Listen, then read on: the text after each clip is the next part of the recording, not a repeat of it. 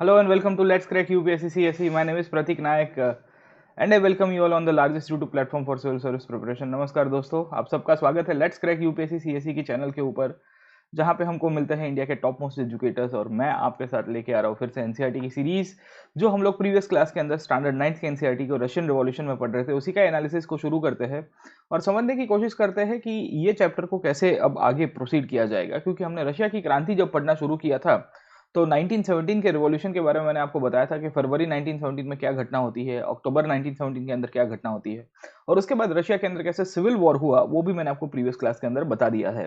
तो जो जो स्टूडेंट्स ये प्लेटफॉर्म के अंदर नए जुड़ रहे हैं, उन सबका स्वागत है मेरी तरफ से। मेरा नाम प्रतीक नायक है, 7 साल से पढ़ा रहा हूँ ऑनलाइन ऑफलाइन प्लेटफॉर्म्स के अंदर। हिस्ट्री, आर्ट एंड कल्चर मेरा कोर सब्जेक्ट है, जो मैं वो एक कॉम्प्रिहेंसिव वे के अंदर स्टूडेंट्स के साथ डील करता हूँ। तो you are most welcome to join us for this course, जो मैं आपको यहाँ अनअकैडमी के ऊपर लेट्स क्रैक यूपीएससी की चैनल के ऊपर तो करा ही रहा हूँ, साथों साथ I also teach on Unacademy plus. Unacademy plus एक ऐसा प्लेटफॉर्म है जहाँ इंडिया के टॉप मोस्ट एजुकेटर्स अपने कॉम्प्रिहेंसिव कोर्सेज कराते हैं, और जहाँ पे आपको स्ट्रक्चर्ड कोर्सेज मिलते हैं, लाइव क्लासेस मिलते हैं, डाउट क्लियरिंग सेशंस मिलते हैं, इंक्लूडिंग वीकली टेस्ट और क्विज भी मिल जाएंगे। मेरा एंशियंट हिस्ट्री का कोर्स ऑलमोस्ट खत्म होने की कगार के ऊपर है, जो अनअकैडमी प्लस के ऊपर अभी अवेलेबल है। तो आप जब जुड़ोगे आफ्टर टेकिंग द सब्सक्रिप्शन, तो आपको PN लाइव कोड यूज करना है, आपको इसके कारण 10% ऑफ भी मिलेगा। साथों साथ I am also launching a new course on the post independence Indian history. ये पोस्ट इंडिपेंडेंस इंडियन हिस्ट्री जो है कोर्स, ये मैं अर्ली अक्टूबर के अंदर लॉन्च कर रहा हूँ। I am launching in October. And ये कोर्स की खासियत ये है, the significance of this courses, कि यहाँ पे आपका पूरा जीएस पेपर 1 के अंदर जो यूपीएससी मेंस की जो सीएसई की जो एग्जाम है, उसके द्वारा कैसे आपके पोस्ट इंडिपेंडेंस इंडिया के ऊपर से क्वेश्चन आ सकते हैं, प्राइम मिनिस्टर्स के ऊपर से क्वेश्चन आ सकते हैं, क्या क्या इवेंट्स हुए थे उसके ऊपर से क्वेश्चन आएंगे, उन सबको हम लोग बहुत डिटेल वे के अंदर डिस्कस करेंगे। तो मोस्ट वेलकम है आप सबका, आप जुड़िए हमारे साथ। अर्ली अक्टूबर के अंदर इसको मैं शुरू कर रहा हूँ। रेफरल को PN लाइव यूज करना ना भूलिएगा। लाइव क्लासेस मिलेंगे, स्ट्रक्चर्ड कोर्सेज मिलेंगे, टेस्ट क्वीज और अनलिमिटेड टाइम एक्सेस भी कर पाओगे। मेरे जितने भी कोर्सेज हैं उन सबका आप लेक्चर्स को अटेंड कर पाओगे, डाउट सॉल्विंग हो पाएगा। साथों साथ मेरे 3000 से ज़्यादा आपको PDF यहाँ पे अवेलेबल है PPTs के रूप में, जो हैंडआउट्स हम लोग कह सकते हैं, वो भी मैंने बच्चों के साथ शेयर की है। तो once you will join the platform, you will get benefit of the same.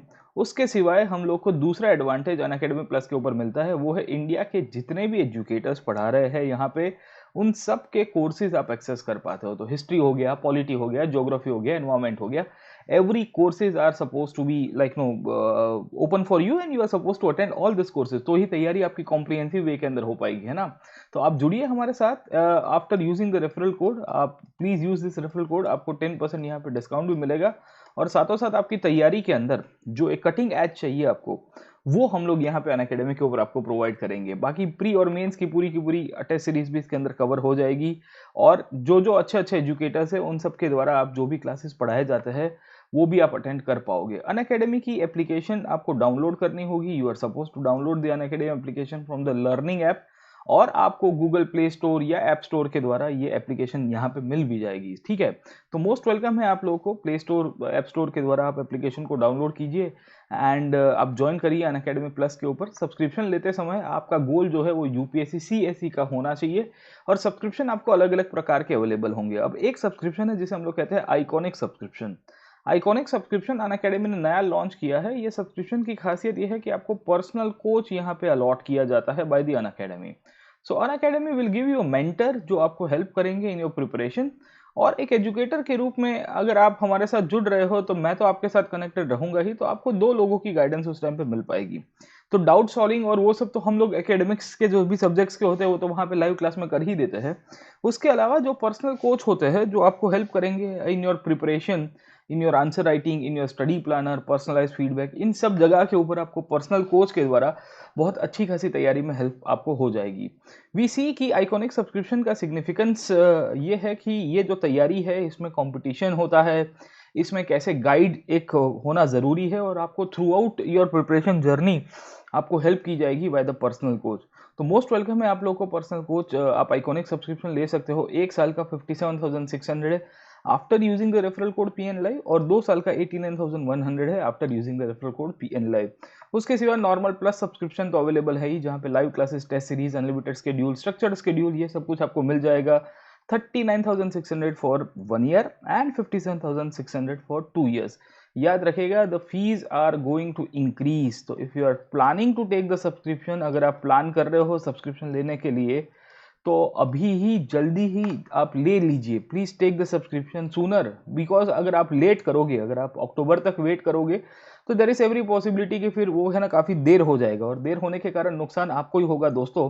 क्योंकि जब आप तैयारी करते हो, whenever you are preparing, तो फिर इट्स जो अर्ली स्टार्ट करने वाले होते हैं उनको एक एडवांटेज होता है। तो एक तो फीस का भी एडवांटेज आपके लिए होगा, और तैयारी में आपको जो होता है कटिंग एज जो चाहिए होता है वो भी आपको यहाँ पे मिल पाएगी। ठीक है, तो मोस्ट वेलकम है आप अनअकैडमी के ऊपर। अगर आप देखना चाहते हो कि अनअकैडमी प्लस के ऊपर कैसे पढ़ाया जाता है, तो आप एप्लीकेशन डाउनलोड करने के बाद मेरा नाम सर्च करिएगा, प्रतीक नायक। वहाँ पे आपको फ्री क्लासेस मिलेंगे। This is known as the special class. याद रखेगा, ये स्पेशल क्लास फ्री क्लासेस है, जहाँ पे बच्चों के साथ हम लोग बहुत सारे टॉपिक्स को डिस्कस करते हैं। मैंने प्रीवियस ईयर्स के क्वेश्चंस को डिस्कस किया है, एंशिएंट, मिडीवल और मॉडर्न हिस्ट्री के। और ये तीनों के तीनों जो टॉपिक्स है उसको बहुत कॉम्प्रिहेंसिवली मैंने यहाँ पे अनअकैडमी प्लस के ऊपर जो आपका स्पेशल क्लास उसमें कराया हुआ है। ठीक है, तो प्लीज़ वॉच दिस लेक्चर्स। आप ये सब लेक्चर्स को देखिए, आपको बहुत मज़ा आएगी और बहुत कॉम्प्रिहेंसिवली तैयारी आपकी हो पाएगी। ठीक है, तो मोस्ट वेलकम है आपको। ये जितनी भी पूरी की पूरी कॉम्प्रिहेंसिव तैयारी की जो पैकेज है उसके अंदर आप जुड़ सकते हो। फ्री क्लासेस के द्वारा भी आप हमारे साथ अनअकैडमी के ऊपर आ सकते हो। डाउट सॉल्विंग होती है यहाँ पे। कमेंट सेक्शन अगर आप देख रहे हो, तो आप जो भी स्टूडेंट्स होते हैं उनके जो भी क्वेरीज होती है हम लोग यहाँ से ही ले लेते हैं। ठीक है, तो बहुत बच्चे पूछते हैं कि सर अनअकैडमी के ऊपर डाउट सॉल्विंग कैसे होगा, तो ऐसे हम लोग कर पाएंगे। चलिए आगे चलते हैं और समझने की कोशिश करते हैं कि भाई रशिया के अंदर सोशलिज्म का ग्रोथ कैसे होता है। साथों साथ हम लोग समझने की कोशिश करते हैं कि रशियन रिवॉल्यूशन कैसे चलता है। अब अगर आपको प्रीवियस क्लासेस मेरे याद होंगे, तो मैंने बहुत डिटेल्ड वे के अंदर और बहुत ही कॉम्प्रिहेंसिव वे के अंदर रशिया की क्रांति के बारे में बता दिया है। तो जब पढ़ना शुरू किया था, तो मैंने सोशलिज्म की डेफिनेशन से शुरू किया था, और मैंने आपको बताया था कि सोशलिज्म क्या है, सोशलिज्म के प्रकार क्या क्या है, और सोशलिज्म का ओरिजिन कैसे हुआ। और सोशलिज्म के अंदर जो भी थिंकर्स थे, उसमें लुई ब्लैंक हो गया, या हम लोग कह सकते हैं दूसरे थिंकर्स के रूप में हमको मिलेंगे माइकल ओवन मिल जाएंगे, या हम लोग कार्ल मार्क्स के जैसे विचारकों के बारे में भी पहचानते हैं जिन्होंने अपने सोशलिज्म की अपनी आइडिया दी। तो एक तो सोशलिज्म था, और उसके बाद फिर रशिया के अंदर सोशलिज्म आया। और रशिया के अंदर जब सोशलिज्म आता है, तो मैंने आपको समझाने की कोशिश की कि when the Russian socialism took place, we find कि रशिया के अंदर जो पार्टी बन के आती है सोशलिस्ट पार्टी, ये सोशलिस्ट पार्टी का ग्रोथ होता है। और ये सोशलिस्ट पार्टी के अंदर दो बंटवारे हो जाएंगे over a period of time. ये दोनों के दोनों बंटवारे को, एक को हम लोग कहते हैं बोल्शेविक, क्या कहेंगे, बोल्शेविक ग्रुप के रूप में पहचानेंगे, और दूसरे को क्या कहेंगे, मेंशेविक ग्रुप के रूप में हम लोग पहचानेंगे साहब। ये बेंशेविक ग्रुप वाले लोग थे, ये बेसिकली थोड़े बहुत डेमोक्रेटिक पर्सपेक्टिव से मानते हैं, तो सोशलिज्म के विचारक ही। और बोल्शेविक की जब हम लोग बात करेंगे, तो बोल्शेविक के बारे में हमको पता चलता है कि ये रिवॉल्यूशनरीज हुआ करते थे।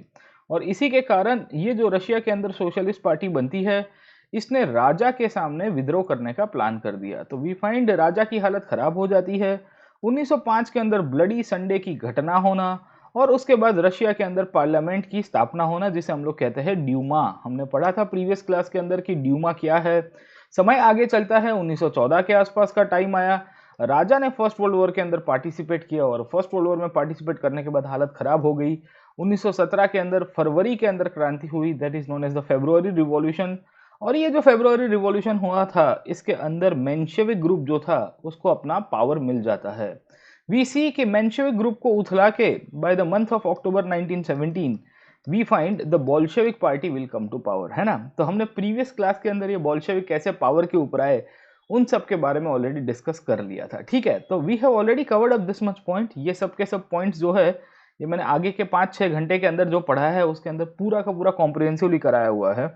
अब यहाँ से आगे समझने की कोशिश करते हैं कि फर्दर डेवलपमेंट क्या होता है, what is happening in the further development. Okay, अब देखिए फर्दर डेवलपमेंट की खासियत क्या है, व्हाट इज द सिग्निफिकेंस की how things will change over a period of time. अब जैसे जैसे समय आगे चलता है, जैसे जैसे समय आपका आगे चलता है, वैसे वैसे ही आपकी चीज़ें बदलने की शुरुआत होती है। 1917 के अक्टूबर के बाद, अक्टूबर 1917 के बाद वीसी की बहुत सारे फंडामेंटल चेंजेस आने की शुरुआत हो गई रशिया के अंदर। और 1917-18 के आसपास तक आते आते और 1920 के बीच का पीरियड हम लोग जब देखेंगे, तो रशिया के अंदर क्या होता है, सिविल वॉर हो जाता है। तो in the previous class we have discuss कि सिविल वॉर क्या था, और सिविल वॉर के अंदर कौन सी पार्टीज पार्टिसिपेट करती है।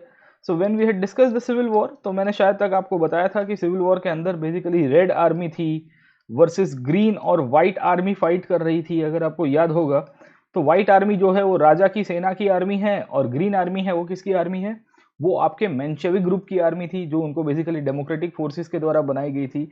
आखिर में 1920-21 तक आते आते रशिया के अंदर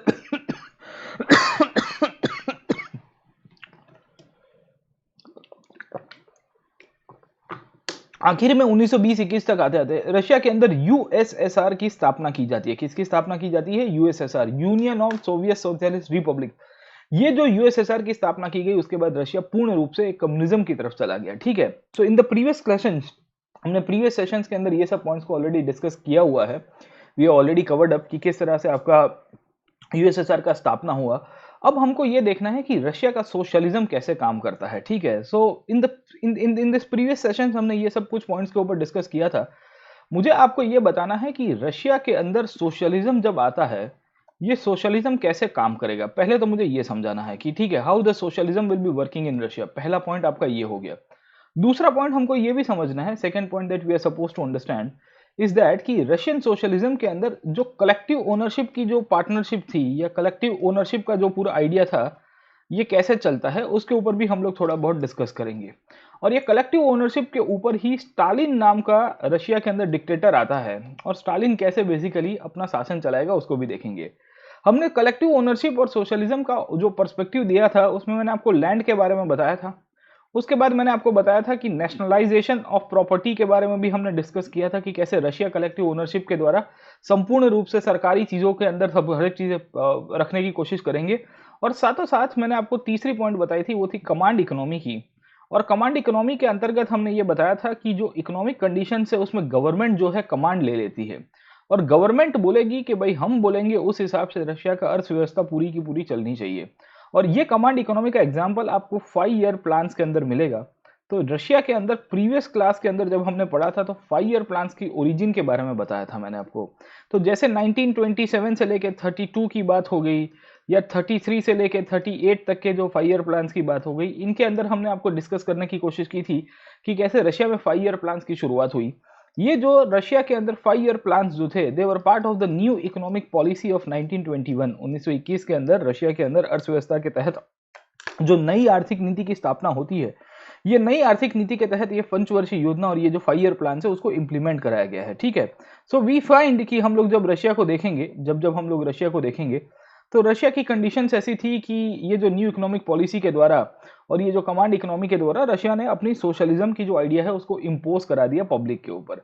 अब एनसीईआरटी क्या कहती है सोशलिज्म को लेके, उसको थोड़ा बहुत समझने की कोशिश करते हैं। What does the NCERT talks about the important aspect when we see the socialism साहब। ठीक है, सो मैंने आपको बताया था प्रीवियस क्लास के अंदर कि बोल्शेविक ने इंडस्ट्रीज और बैंक को सोशलाइज नेशनलाइज कर दिया, इंक्लूडिंग सेंट्रलाइज्ड प्लानिंग मॉडल की शुरुआत हो गई और 5 ईयर प्लान्स की स्थापना की इन्होंने। 1927 से लेकर 32 और 33 से लेकर 38 के बीच में हम लोग को सेंट्रल प्लानिंग के बीच में हमको एक आइडिया मिलती है।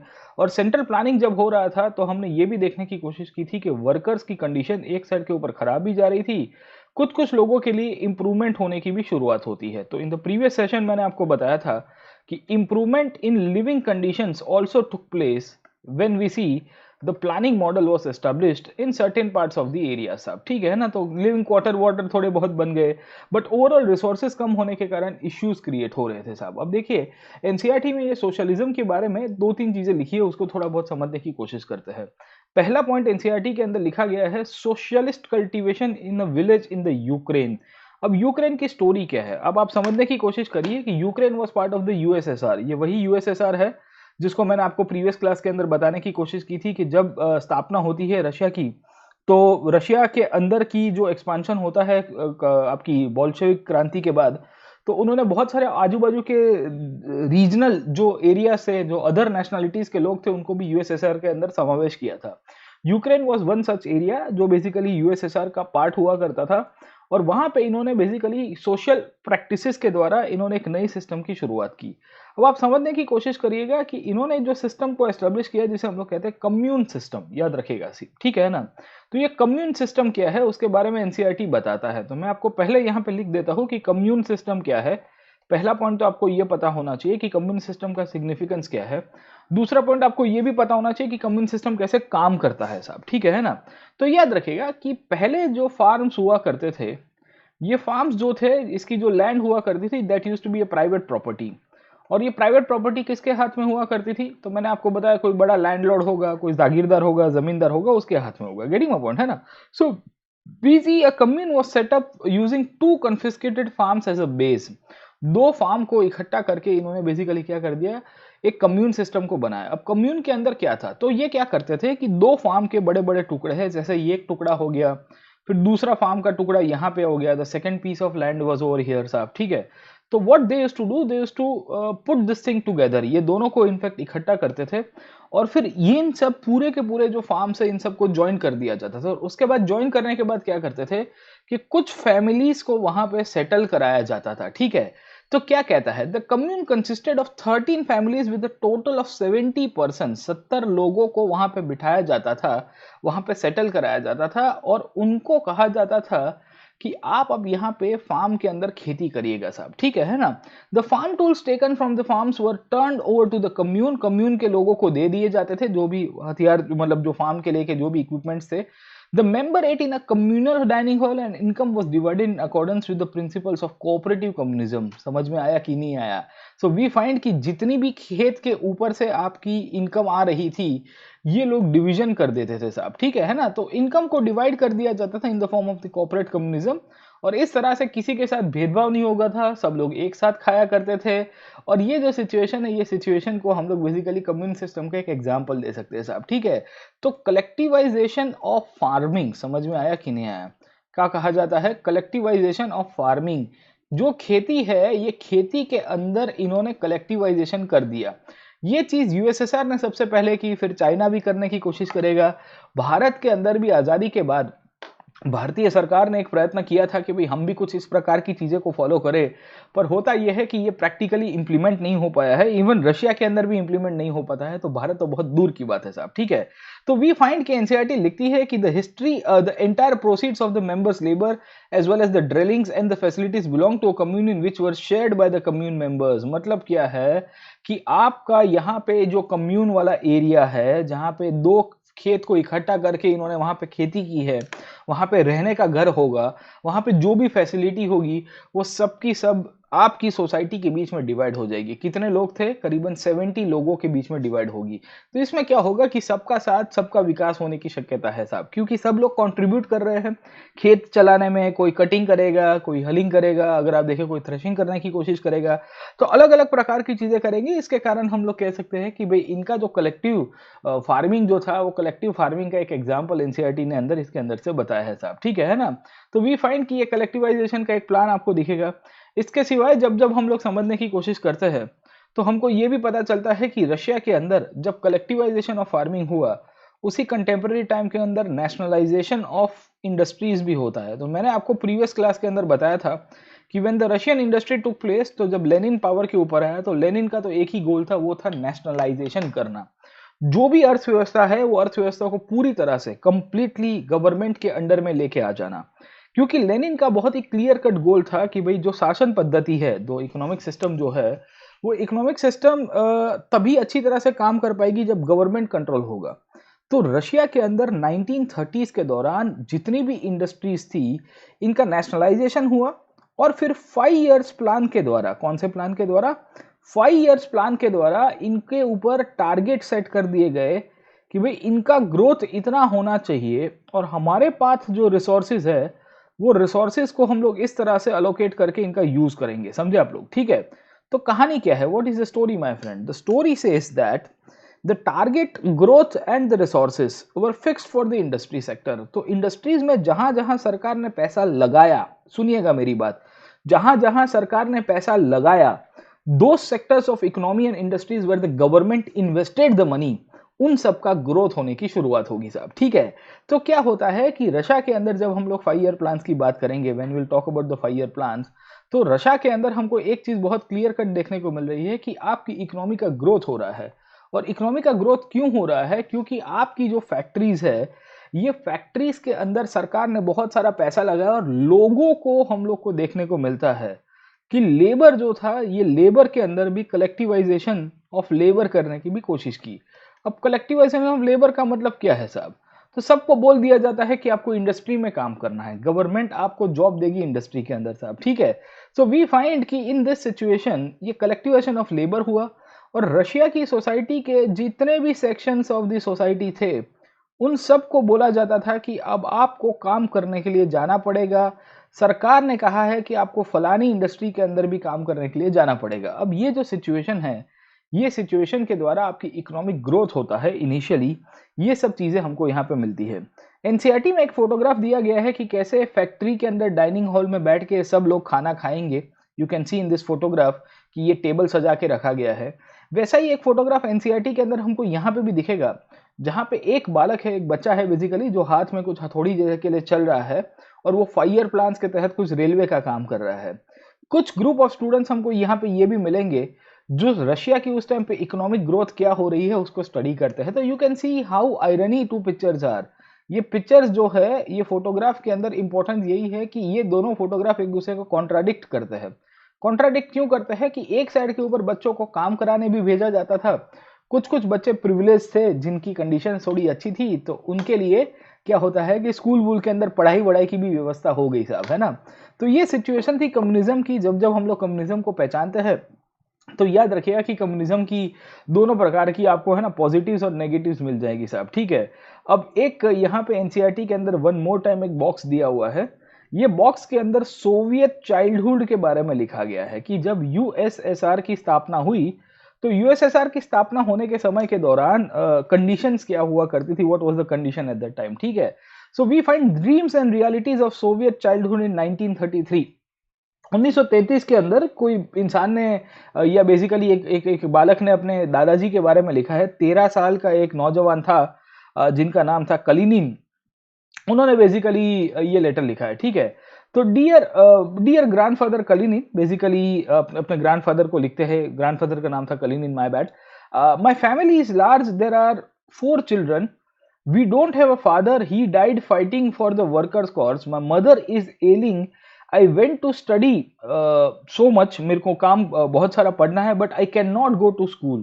I had some old boots, but they are completely torn, and no one can mend them. कोई उसको है ना ठीक नहीं कर सकता. My mother is sick. We have no money, no bread, but I want to study very much. There stands before us the task of studying, studying, and studying. That is what Vladimir Lenin had said. But I have to stop going to school. We have no relatives. There is no one to help us. So I have to go to work in a factory to prevent the family from starving. Dear grandfather, I am 13. I study very well. I had no board reports. I am in class 5. The letter from 1933 of a 13-year-old worker to the Kalinin, who was the Soviet president at that time. अब आप समझने की कोशिश करिए कि क्या situation हुआ करती थी। सोवियत यूनियन के अंदर 13 साल का एक बालक लिख के भेज रहा है ये लेटर वहां के राष्ट्रपति को, और राष्ट्रपति को बोल रहा है कि देखिए हमारी कंडीशन क्या हो गई है। तो रशिया में ऐसा हुआ कि जो लेनिन ने सोचा था कि एक ऐसा रशिया बनाएंगे जहां सब लोगों को काम मिलेगा, एक ऐसा रशिया बनाएंगे जहां बालकों को, बच्चे जो है बेसिकली उनको एजुकेशन मिलेगी, एक ऐसा रशिया बनाएंगे जहां सबका विकास होगा। यहाँ 1933 तक आते आते कम्युनिस्ट रशिया की पोल खोल दी गई है उन्हीं के ही द्वारा, एक बच्चे के द्वारा, जो लिख रहा है कि देखिए क्या कंडीशन हमारी हुआ करती थी साहब, ठीक है। तो 2 पॉइंट आपको रशिया के अंदर से मिलते हैं। We find 2 points from Russia at that time. On one side there were kids who were basically studying about the Russian economy, जो स्कूल में थे। कुछ कुछ बच्चे ऐसे भी हुआ करते थे जिनकी कंडीशन बहुत ही खराब थी, और कंडीशन खराब होने के कारण क्या होता है, उन लोगों को बाहर जाके काम करना पड़ता था साहब, ठीक है। तो सोशल वेलफेयर जो था वो कम्युनिस्ट स्टेट के अंदर कैसा हुआ करता था, वो हमको ये सब पैराग्राफ्स पढ़ने से समझ में आता है, ठीक है। अब आगे समझने की कोशिश करते हैं। Let us try to proceed further और देखते हैं कि आगे फर्दर डेवलपमेंट क्या हुआ, स्टालिन और कलेक्टिवाइजेशन का कैसे इनका एक स्टोरी चलता है। अब आप समझने की कोशिश करिए व्हाट इज हैपनिंग साहब, ठीक है। What do we find, NCERT क्या लिखती है उसको थोड़ा बहुत समझाऊंगा, और रशिया के अंदर जो नए शासक आए थे स्टालिन, ये स्टालिन की क्या कहानी है उसको भी थोड़ा बहुत समझाने की कोशिश करेंगे। अब आप समझने की कोशिश करिए कि इन्होंने जो प्लांट इकोनॉमी बनाई थी, ये प्लांट इकोनॉमी के अंदर कलेक्टिवाइजेशन ऑफ एग्रीकल्चर करने की कोशिश की थी। They had basically try to do the collectivization of agriculture. मैंने आपको बताया कलेक्टिवाइजेशन ऑफ एग्रीकल्चर कैसे होगा, तो छोटे छोटे फार्म्स होंगे उनको यूनिफाई कर दिया जाएगा। छोटे छोटे जमीन के टुकड़े होंगे, 1 2 3 4 और 5, ये पांचों के पांचों फार्म को एक कर दिया जाएगा और इनको एक करके इनके बीच में एक कम्यून बना दिया जाएगा। ये कम्यून के अंदर बोल दिया जाएगा कि चलो यहाँ पे है ना 20 फैमिलीज रहेंगी, ये 20 फैमिली के अंदर करीबन 100 मेंबर्स है, ये 100 के 100 लोग ये किसान के रूप में ये जमीन का टुकड़ा है इसके ऊपर काम करेंगे और इनके बीच में जो भी इकोनॉमिक बेनिफिट्स आएगा वो इनके बीच में ही शेयर किया जाएगा। अब देखो टारगेट बहुत अच्छा था, इनका जो मेथोडोलॉजी था या हम लोग कह सकते हैं कि इंटेंशन जो था कलेक्टिवाइजेशन ऑफ एग्रीकल्चर का, इनका इंटेंशन यही था कि इसके कारण हमको क्या मिलेगा, सरप्लस मिलेगा।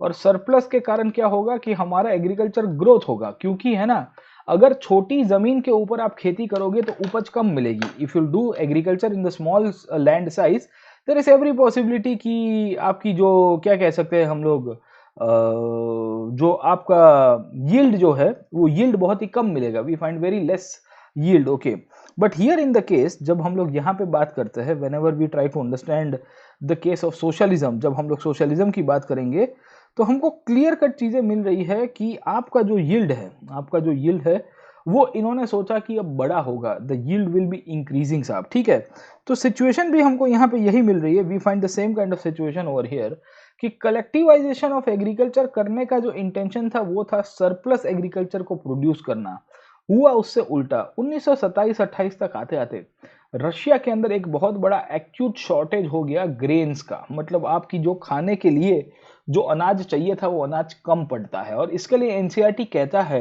कि 1927-28 में इन्होंने जो एग्रीकल्चर का कलेक्टिवाइजेशन किया, छोटे खेतों को इकट्ठा करके कोई बड़ा खेत बनाया जहां पे 15-20 फैमिलीज को रहने के लिए जगह दे दी और कहा कि तुमको ये परमानेंटली काम करना है।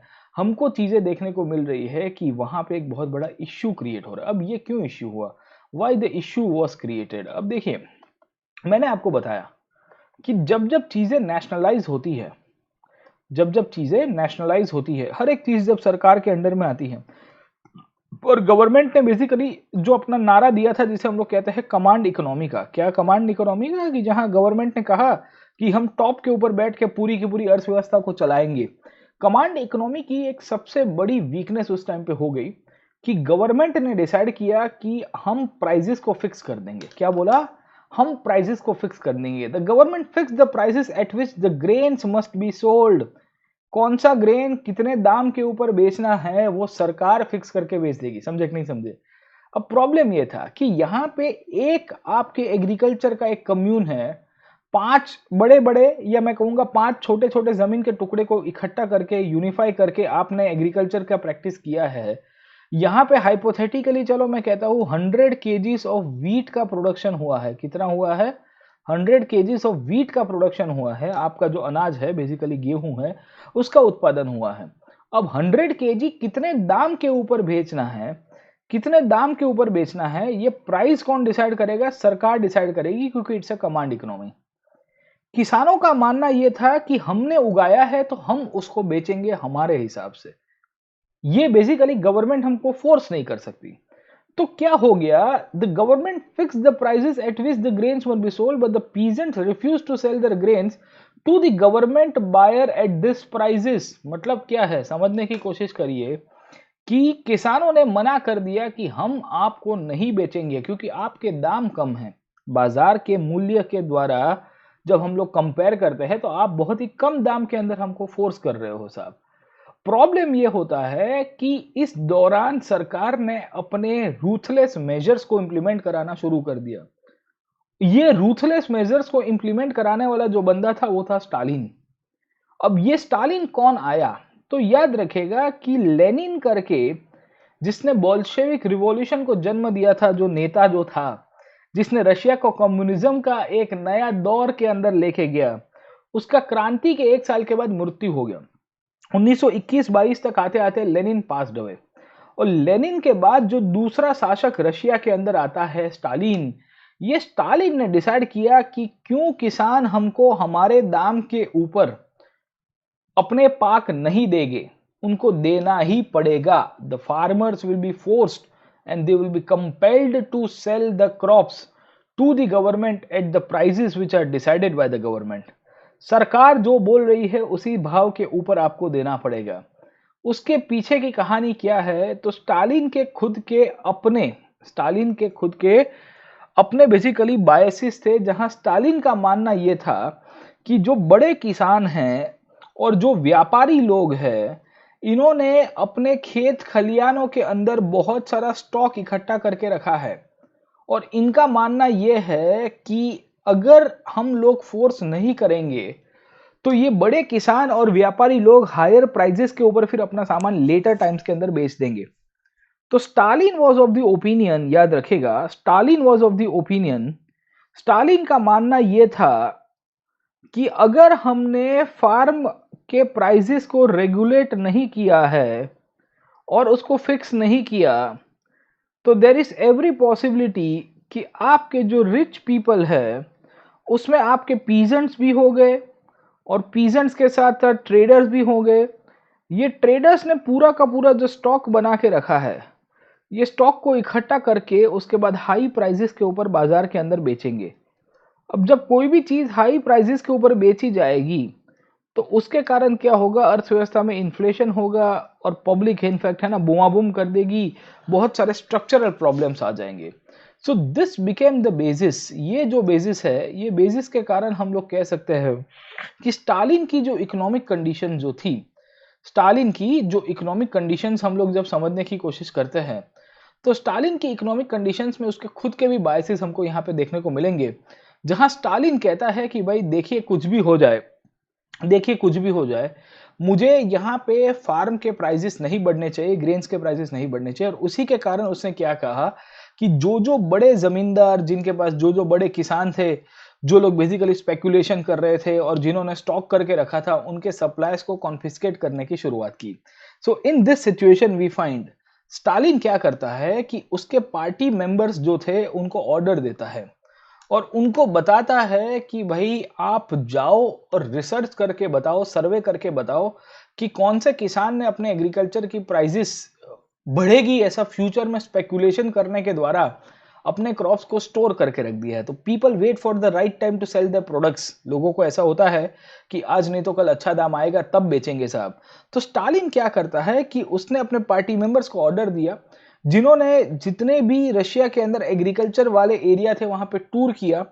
टूर करने के बाद उन्होंने बेसिकली क्या किया कि एक इनफैक्ट रेड करने की शुरुआत की और रेड किया in the name of the kulaks. ये कुलकास कौन हुआ करते थे? जो वेल टू डू पीजेंट्स हुआ करते थे, मतलब ऐसे किसान जिनका खेती अच्छा चलता था, तो उन सब के ऊपर रेड किया जाता था और रशिया के अंदर इस प्रकार का लाइसेंस राज की आपकी शुरुआत हो जाती है साहब, ठीक है। सो वी फाइंड कि रशिया के अंदर जो पूरी की पूरी एग्रीकल्चर सिस्टम थी, ये एग्रीकल्चर सिस्टम के अंदर आपको बहुत सारे एक्सपेरिमेंट्स मिलेंगे। ये एक्सपेरिमेंट्स के अंदर इन्होंने कलेक्टिवाइजेशन ऑफ फार्मिंग करने की भी कोशिश की। कलेक्टिवाइजेशन ऑफ फार्मिंग करने का इंटेंशन यही था कि भाई ग्रेन शॉर्टेज हो रहे हैं, उसके पीछे का कारण क्या है कि आपके यहाँ पे जो स्मॉल साइज ऑफ होल्डिंग्स है, मैंने आपको बताया ये जो छोटी साइज के जो खेत हुआ करते थे उसके कारण भी एक प्रॉब्लम हो रहा था साहब। और इनफैक्ट 1917 के बाद जो किसानों को जमीन दी गई थी, ये किसानों को जमीन देने के बाद किसान उसको मॉडर्नाइज नहीं कर पाए थे, क्योंकि छोटे किसान थे और छोटे किसान के पास उतने पैसे नहीं थे, इसके लिए मॉडर्नाइजेशन नहीं हुआ है। This became one of the reasons कि इन्होंने कलेक्टिवाइजेशन का नारा दिया। कलेक्टिवाइजेशन के द्वारा हमको देखने को मिलता है कि इन्होंने अपने फार्म्स बनाने की शुरुआत की और इनका टारगेट ये था कि जैसे हमने इंडस्ट्रीज को नेशनलाइज किया है, कैसे किया है, इंडस्ट्रीज को नेशनलाइज किया है, वैसे ही हम लोग फार्मिंग को भी नेशनलाइज कर देंगे। The way we have basically industrialise the और nationalise the industry, the same way we will try to nationalise the whole farming pattern. मतलब ये कैसे करेंगे फार्मिंग को नेशनलाइज? तो वही जो बड़े बड़े लैंडलॉर्ड्स थे जिनके पास बड़ी बड़ी जमीनें थी उनको हटा दिया जाएगा। किसान जो है, छोटे किसान, इनकी भी औकात नहीं थी कि कोई बड़ी मात्रा में लोग एग्रीकल्चर प्रैक्टिस कर पाए, तो उनको भी हटा दिया जाएगा। और जो भी खेत थे वो खेत भी सरकारी कंट्रोल में आ जाएंगे साहब, ठीक है। So the Stalin started doing this practices where he wanted to develop modern farms, run them along the industrial lines with machinery. It was necessary to eliminate the kukas. kukas का मतलब क्या है? Basically मैंने आपको बताया कि जो landlords थे बड़े बड़े, take away land from the peasants, छोटे किसानों से जमीन ले लेना, and establish state controlled large farms. मतलब क्या है कि गवर्नमेंट जो है, ये गवर्नमेंट अब खेती भी करेगी। मतलब आप समझने की कोशिश करिए, गवर्नमेंट बैंक चलाती है, गवर्नमेंट इंडस्ट्रीज चलाती है, गवर्नमेंट खुद गवर्नमेंट भी चलाती है, और गवर्नमेंट खेती भी करती है। समझे कि नहीं समझे?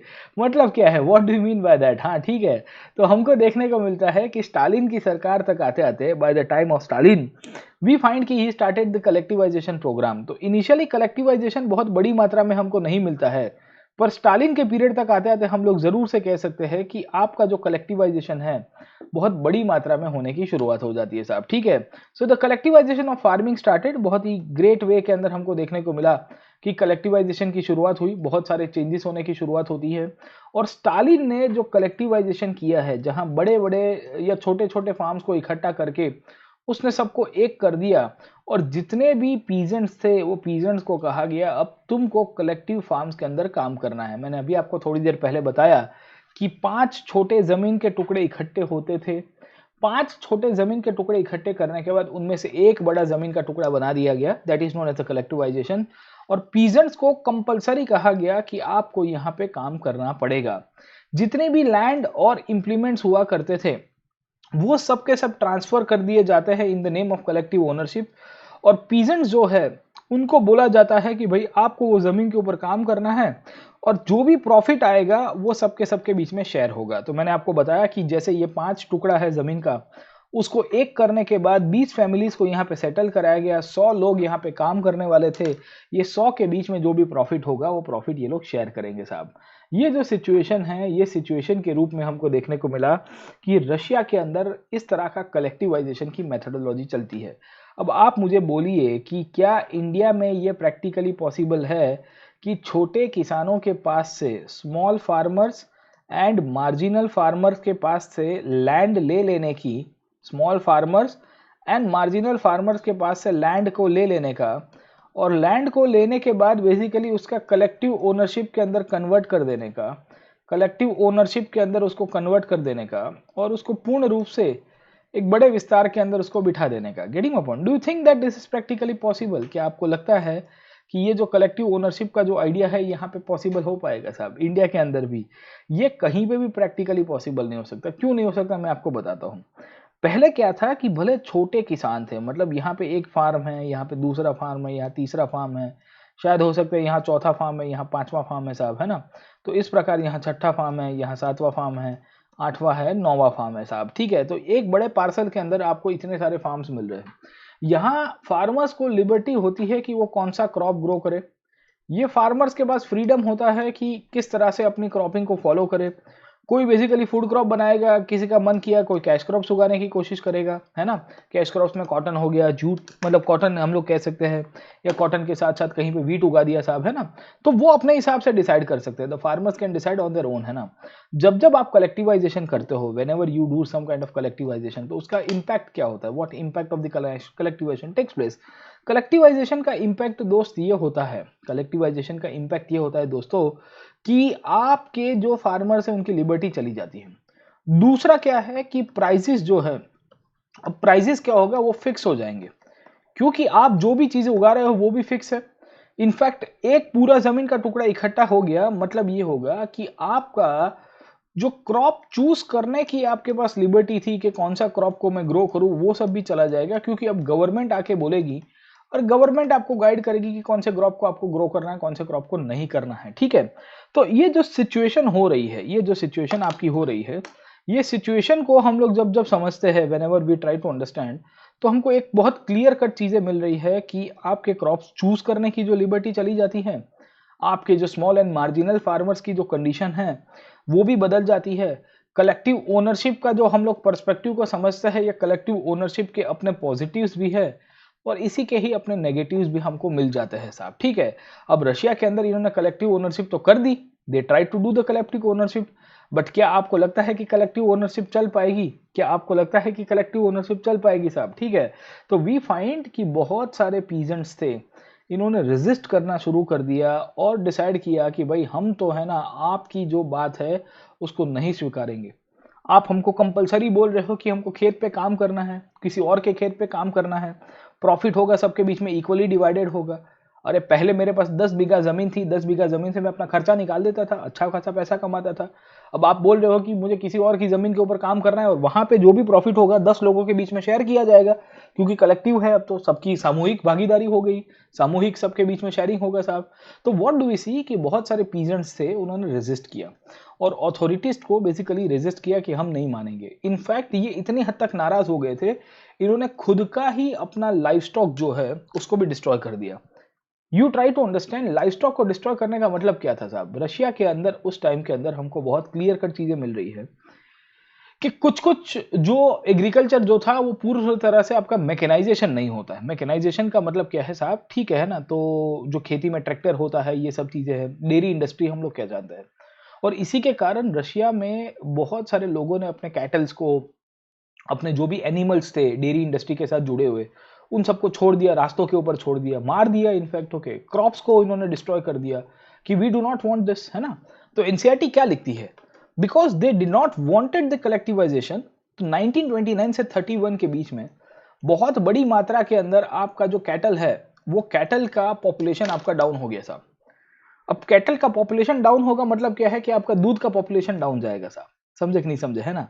तो लोगों के पास ऑलरेडी खाने के लिए वांदे थे रशिया के अंदर, अभी उतना भी फूड प्रोडक्शन नहीं हो रहा है। ऊपर से आपने फार्मर्स को प्रेशराइज करके रखा है कि भाई आपको ग्रो करना है, ग्रो करना है, ग्रो करना है, कलेक्टिव ओनरशिप के अंदर करना है। और कलेक्टिवाइजेशन के अंदर भी उसके अंदर बहुत सारे स्ट्रक्चरल प्रॉब्लम्स है। और जो जो फार्मर्स ने बहुत बड़ी मात्रा में रेजिस्ट किया उनको पनिश भी किया जाता था। और पनिश कैसे किया जाता था, many of them were deported and exiled. If you'll see, बहुत सारे लोगों को सिबेरिया भेज दिया जाता था साहब। सिबेरिया अगर आपको पता होगा, ये साइबेरिया के रूप में हम लोग पहचानते हैं, ये सबसे कोल्डेस्ट प्लेस में से एक है। -40, -50, -60, -70 तक चला जाता है temperature. The temperature goes above -70 degree साहब। आप समझने की कोशिश करिए कि जो जो लोग सरकार की आदेश नहीं मानेंगे उन सबको बोल दिया जाता था कि भाई तुम लोग को खचक कर दिया जाएगा। Those peasants who were basically against the collectivisation, उनको बोल दिया जाता है कि भाई आपको खचक कर दिया जाएगा। पीजेंट्स ने बोला भी सही कि हम लोग कलेक्टिवाइजेशन को अपोज कर रहे हैं, हम लोग सोशलिज्म को अपोज नहीं कर रहे हैं। They resisted collectivisation, peasants argued that they were not rich and they were not against socialism. इनका मानना यही था कि आप एक बड़े जमीन के टुकड़ों के ऊपर 100 लोगों को खेती मत कराओ, इससे अच्छा 15-20 छोटे जमीन के टुकड़े हैं, वहां पे जो भी जिस हिसाब से खेती चल रही थी वो करने दो साहब। जो पहले की पद्धति चल रही थी, आप मालिकी आपकी रहे, हमको प्रॉब्लम नहीं है। तो ओनरशिप राइट्स अगर सरकार रहना चाहती है तो रख दे, उसको कोई प्रॉब्लम नहीं है। प्रॉब्लम एक ही चीज के ऊपर है कि सरकार जो करने की बात कर रही है, जहां बड़े बड़े लैंड साइज के टुकड़ों के ऊपर एक साथ 100, 200, 500 लोग खेती कर रहे होंगे, उसका ये लोग विरोध कर रहे हैं। ये कह रहे हैं कि सर ये हमको नहीं जम रहा है साहब, ठीक है। So this is one of the reasons they said कि we do not want to work in a collective ones was a variety of reasons। हम लोग बहुत सारे reasons से, इसके कारण हम लोग बेसिकली आपके साथ नहीं काम कर सकते कलेक्टिवाइजेशन में। वी फाइंड कि लोगों ने जब बहुत बड़ी मात्रा में रेजिस्ट किया, लोगों ने जब बड़ी मात्रा में रेजिस्ट किया, तो उस दौरान इन्होंने थोड़े बहुत इंडिपेंडेंट कल्टीवेशन को एक्सेप्ट किया कि चलो छोटे मोटे किसान को अपनी जमीन के ऊपर खेत करने की राइट्स दिए जाएंगे। बट उनके साथ सरकार का बर्ताव जो था बहुत खराब रहा है। The government tried in a very unsympathetic way, the government tried in a very unsympathetic way. Continuously सरकार ने बहुत खराब तरह से उनके साथ बर्ताव रखा है। और सरकार ने एक ही चीज इनको कही कि भाई ये नहीं चलेगा, ऐसा तो थोड़ी चलता है ये सब चीजें साहब, ठीक है। So this is one of the reasons Russia में कलेक्टिवाइजेशन फेल हो गया। और रशिया में कलेक्टिवाइजेशन जब फेल होता है और आपकी एग्रीकल्चर के अंदर जो ग्रोथ होना चाहिए वो नहीं हो पाया, और जब बारिश नहीं आती है, हार्वेस्ट फेल हो जाएगा, तो करीबन 1930 से लेकर 33 के बीच में अगर आप देखोगे तो 40 लाख से ज्यादा लोग ऐसे ही भूख के कारण मारे गए।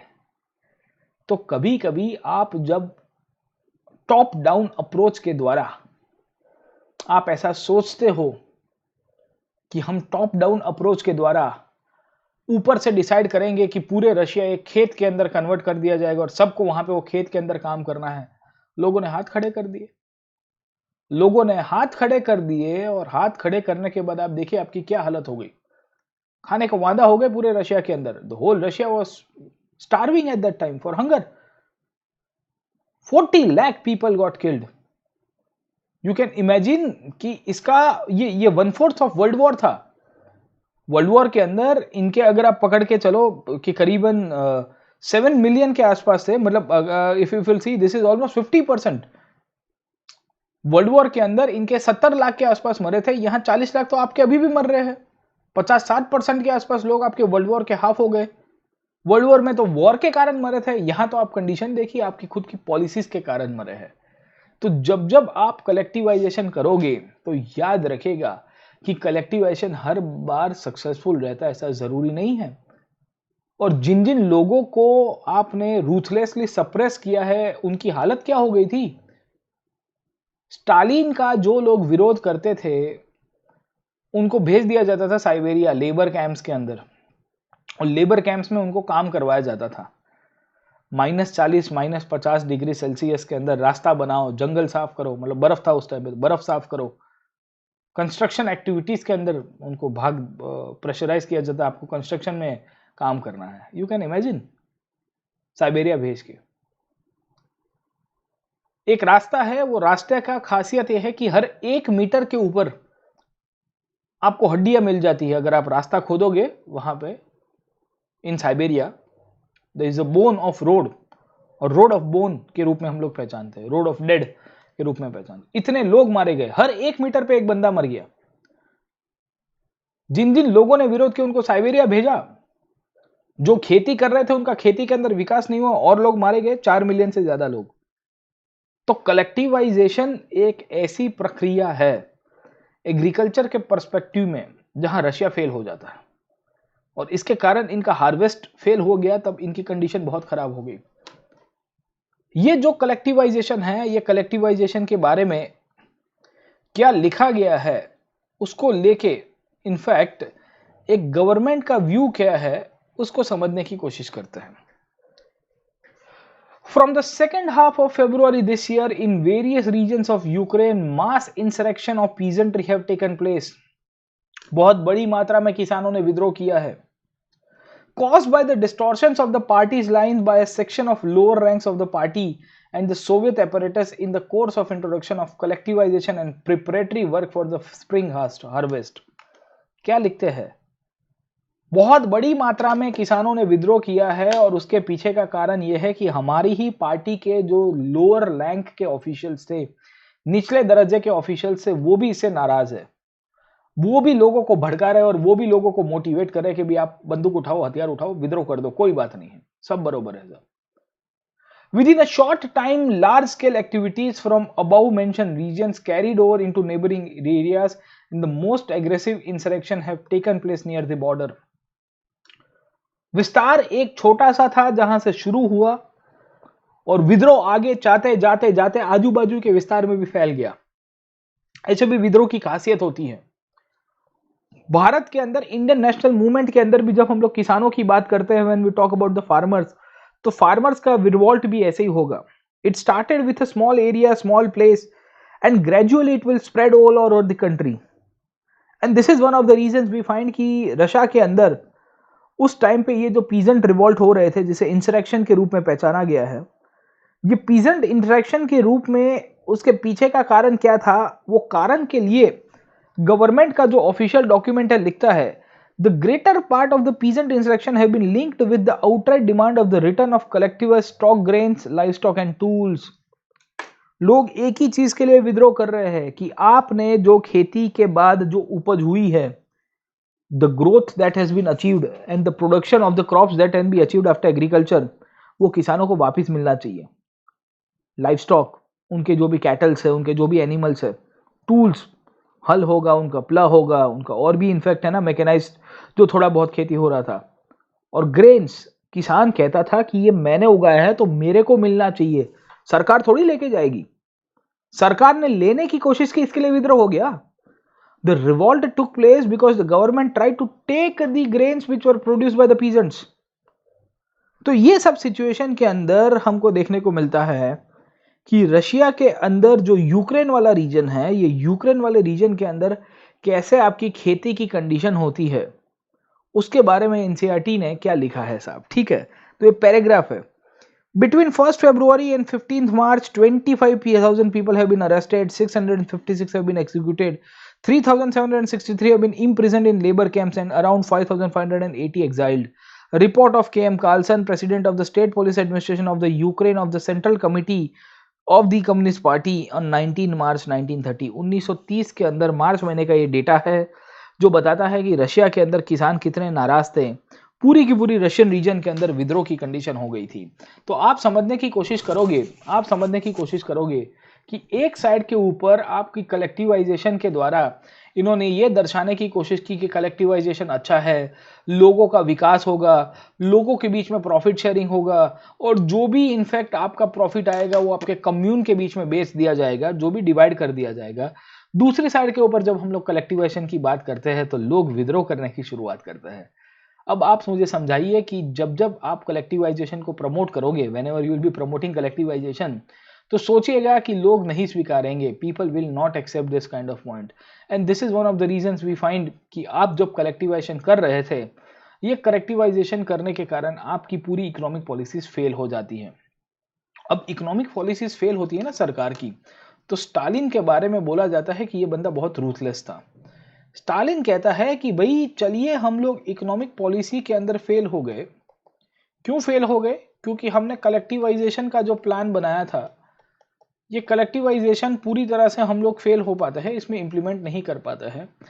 इंक्लूडिंग हमारा इंडस्ट्रियल प्रोडक्शन जो है वो भी डाउन जाता है, इंडस्ट्रियल प्रोडक्शन भी ग्रोथ नहीं हो पाता है। और एग्रीकल्चर का तो मैंने आपको बता ही दिया है कि क्या हो जाता है, एग्रीकल्चर का क्राइसिस पीरियड हो गया था ये, this was the period of crisis of agriculture. तो एग्रीकल्चर का क्राइसिस हो गया, इंडस्ट्रियल प्रोडक्शन हो गया, कलेक्टिवाइजेशन, ये सब की सब कंडीशंस खराब हो रही है। तो people start criticizing the government of Stalin. Stalin को लोगों ने क्रिटिसाइज करना शुरू कर दिया कि भाई स्टालिन नकामा इंसान है, स्टालिन कोई काम का नहीं है, स्टालिन ने बेसिकली रशिया की है ना बंटाधार करके रख दिया है। और पार्टी के अंदर भी लोग थे जो देख रहे थे कि रशिया की अर्थव्यवस्था खराब है, जो प्लानिंग का पूरा मॉडल था वो खराब हो गया है, और उसके खराब होने के पीछे का कारण एक ही है कि हमने टू मच कलेक्टिवाइजेशन, जो नेशनलाइजेशन का हमने बूथ चढ़ाया था और हर एक चीज सरकार के कंट्रोल में लाने की कोशिश की थी, ये प्रोग्राम पूरी तरह से फेल हो गया है।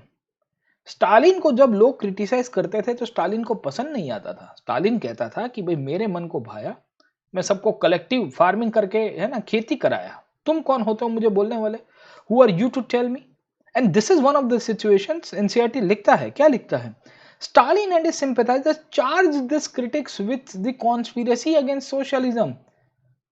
अब सोशलिज्म फेल नहीं हुआ था, आप समझने की कोशिश करिए, सोशलिज्म फेल नहीं हुआ था, स्टालिन के ऊपर ये पर्सनल अटैक था, क्योंकि एक शासक के रूप में स्टालिन फेल हो गया था, क्योंकि स्टालिन को पता चल गया था कि बेटा मेरी आर्थिक नीति सब फेल हो गई। स्टालिन ने ये मुद्दे को ऐसे घुमाया और कहा कि मेरे जितने भी क्रिटिक्स हैं, ये क्रिटिक्स मुझे क्रिटिसाइज नहीं कर रहे, they are criticizing the socialism, ये समाजवाद को क्रिटिसाइज कर रहे हैं। जो समाजवाद लोगों को अधिकार देने की बात कर रहे हैं उसको क्रिटिसाइज कर रहे हैं, जो समाजवाद सोसाइटी के अंदर इक्वालिटी देने की बात कर रहा है उसको क्रिटिसाइज कर रहे हैं, जो समाजवाद सोसाइटी के अंदर अमीर और गरीब के बीच में डिफरेंसेस हटाने की बात कर रहा है उसको क्रिटिसाइज कर रहा है। स्टालिन ने पूरा माहौल बना दिया रशिया के अंदर, और रशिया के अंदर जो सेक्शन ऑफ गवर्नमेंट के लोग थे, जिन जिन लोगों को लग रहा था कि ये बंदा स्टालिन के सामने खड़ा हो सकता है, ये बंदा स्टालिन के सामने बोल सकता है, ये बंदा स्टालिन के सामने एक ऑल्टरनेट, एक नैरेटिव क्रिएट करके लीडरशिप इशू क्रिएट कर सकता है, उन सबको अगर आप देखोगे तो पकड़ पकड़ के लेबर कैंप्स के अंदर भेज दिया जाता था।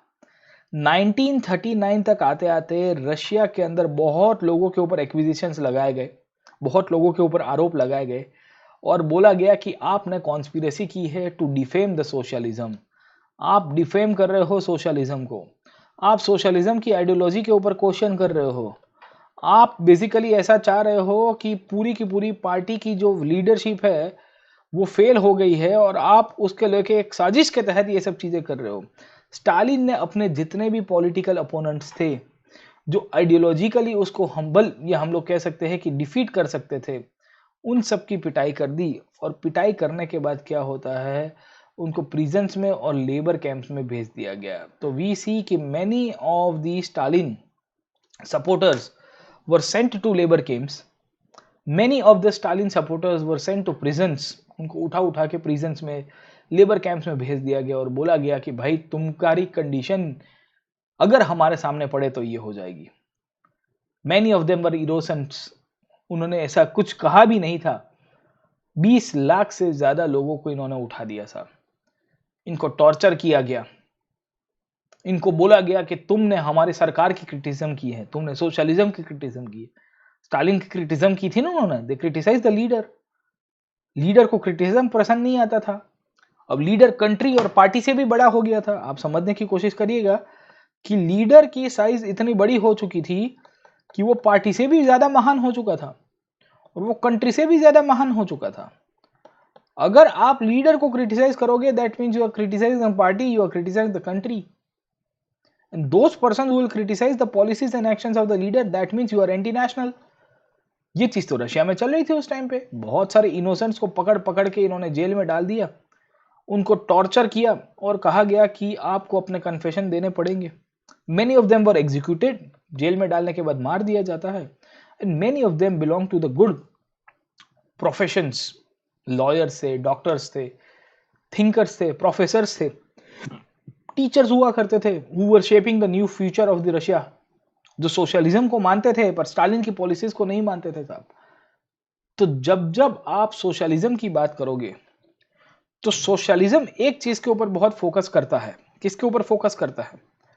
सोशलिज्म ये कहता है, सोशलिज्म ये कहता है और कहता है कि there should be dictatorship of proletariat. क्या कहता है?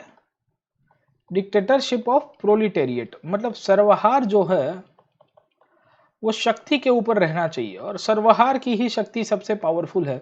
सर्वहार ही पूर्ण रूप से पूरी की पूरी दुनिया को कैप्चर करेगा और सर्वहार ही पूरी दुनिया को एक नई दिशा दिखाएगा। ये पूर्ण रूप से सोशलिज्म का सबसे फंडामेंटल आइडिया है।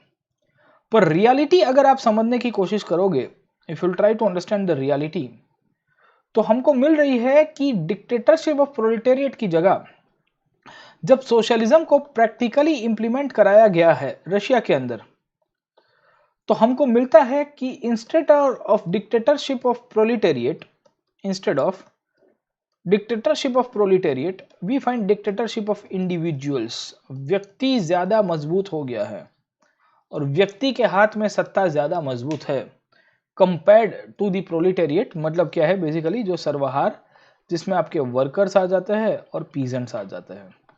और इस तरह से रशिया के अंदर जो क्रांति है, ये क्रांति को फाइनली हम लोग कंक्लूड कर सकते हैं ये टॉपिक के द्वारा कि कैसे रशिया की रिवॉल्यूशन ने सोशलिज्म को तो एस्टैब्लिश किया, पर रशियन सोशलिज्म के अंदर हम लोग एक चीज जरूर से कह सकते हैं कि instead of proletariat it was the individuals who captured the power. और ये इंडिविजुअल्स के अंदर आपको लेनिन जैसे लीडर्स मिलेंगे और लेनिन के बाद हमको जब स्टालिन जैसा लीडर मिलता है, ये स्टालिन ने करीबन 30 साल तक रशिया में शासन किया 1920 से लेकर 1950s के पीरियड में। और ये 30 साल में रशिया को पूरी तरह से तरखाट के अंदर इसने बदल दिया, रूथलेसली सबको सप्रेस किया, कमांड इकोनॉमी के तहत रशिया का ग्रोथ भी कराने की कोशिश की।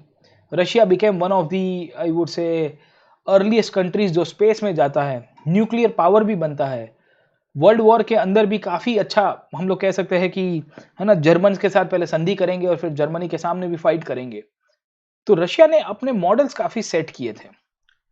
ये मॉडल्स के द्वारा उसने अपनी जो सोशलिज्म और हम लोग कह सकते हैं कि जो कम्युनिज्म की विचारधारा है उसको पूरी दुनिया में भी फैलाने की कोशिश की। और इसी के कारण जब वर्ल्ड वॉर खत्म होता है, when the world war 2 will come to an end, तो what do we see? The whole world was divided into 2 camps.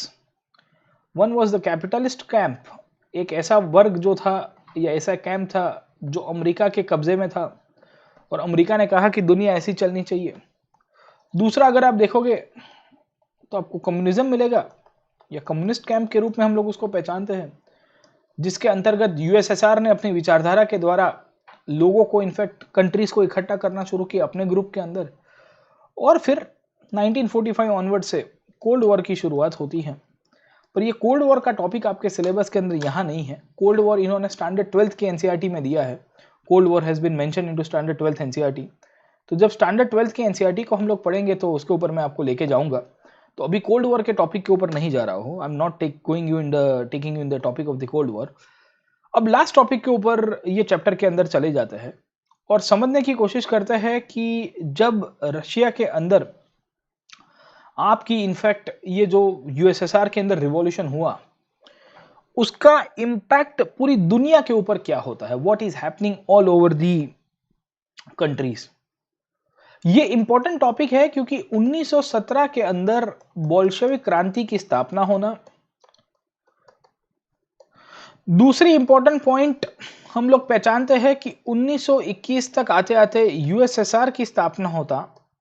ये दोनों के दोनों इवेंट्स हमारे लिए इंपॉर्टेंट है क्योंकि ये इवेंट्स के द्वारा हम लोग को पता चलता है कि इवन इसकी इंपैक्ट जो है इंडिया तक भी मिलेगी। और जब हम लोग इंडिया में बात करेंगे तो एक पार्टी बनती है कम्युनिस्ट पार्टी ऑफ इंडिया, जो 1920 के अंदर बनेगी मानवेंद्र नाथ रॉय के द्वारा, जिन्होंने कम्युनिज्म की विचारधारा को सपोर्ट करते हुए इंडिया में भी क्रांति लाने की कोशिश की थी। तो ये सब पॉइंट्स के ऊपर से एनसीईआरटी ने लास्ट पॉइंट लिखा है कि किस तरह से आपकी रशिया के अंदर की जो घटना है वो पूरे यूरोप को और वर्ल्ड को इंपैक्ट करती है।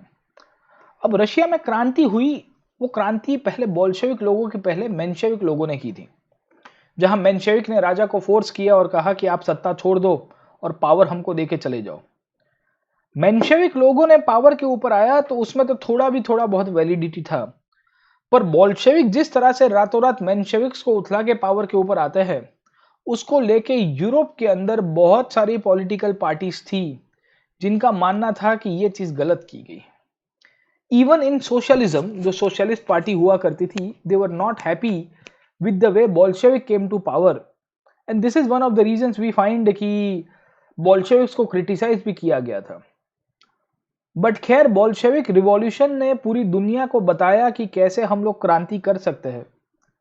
बोल्शेविक रिवॉल्यूशन ने पूरी तौर के ऊपर एक वर्कर स्टेट की जो आइडियोलॉजिकल डायमेंशन थी उसको इंप्लीमेंट कराया। आइडियोलॉजिकल डायमेंशन क्यों बता रहा हूं मैं आपको, क्योंकि जब आपकी क्रांति होती है, whenever the revolution will take place, तो रिवॉल्यूशन के तहत आपको एक बहुत क्लियर कट चीजें पता होनी चाहिए कि जो मार्क्स ने विचारा था कि मजदूर लोग पावर के ऊपर आएंगे, मजदूर लोग आके सत्ता को कैप्चर करेंगे और एक दिन ऐसा भयंकर है ना डंकारा मच जाएगा, तब क्रांति आ जाएगी। तो लोगों की इमेजिनेशन को एक हम लोग कह सकते हैं कि कॉन्क्रीट शेप मिला है। सबसे पहले हम लोग बोल्शेविक रिवॉल्यूशन को याद इसी के लिए रखते हैं, वी रिमेंबर बोल्शेविक रिवॉल्यूशन, क्योंकि बोल्शेविक रिवॉल्यूशन ने हम लोग कह सकते हैं कि जो आइडियोलॉजी थी, कौन सी आइडियोलॉजी, कम्युनिज्म की, ये आइडियोलॉजी ऑफ कम्युनिज्म को उसने कंक्रीट शेप देने की कोशिश की है। कंक्रीट शेप का मतलब क्या है कि कार्ल मार्क्स ने यह बताया था कि कुछ ऐसी राज्य व्यवस्था होगी जहां लोग रहेंगे और लोगों के बीच में कोई भेदभाव नहीं होगा। सोसाइटी कैसी हो जाएगी, क्लासलेस सोसाइटी हो जाएगी। ये जो क्लासलेस सोसाइटी की जो विचार है, जो आइडिया था, जो कार्ल मार्क्स ने दिया था, उसको एक कॉन्क्रीट शेप देने का काम बोल्शेविक रिवॉल्यूशन ने किया। कार्ल मार्क्स के जो विचार थे उसको इंप्लीमेंट कराए जाते हैं पहली बार, they were implemented for the very first time.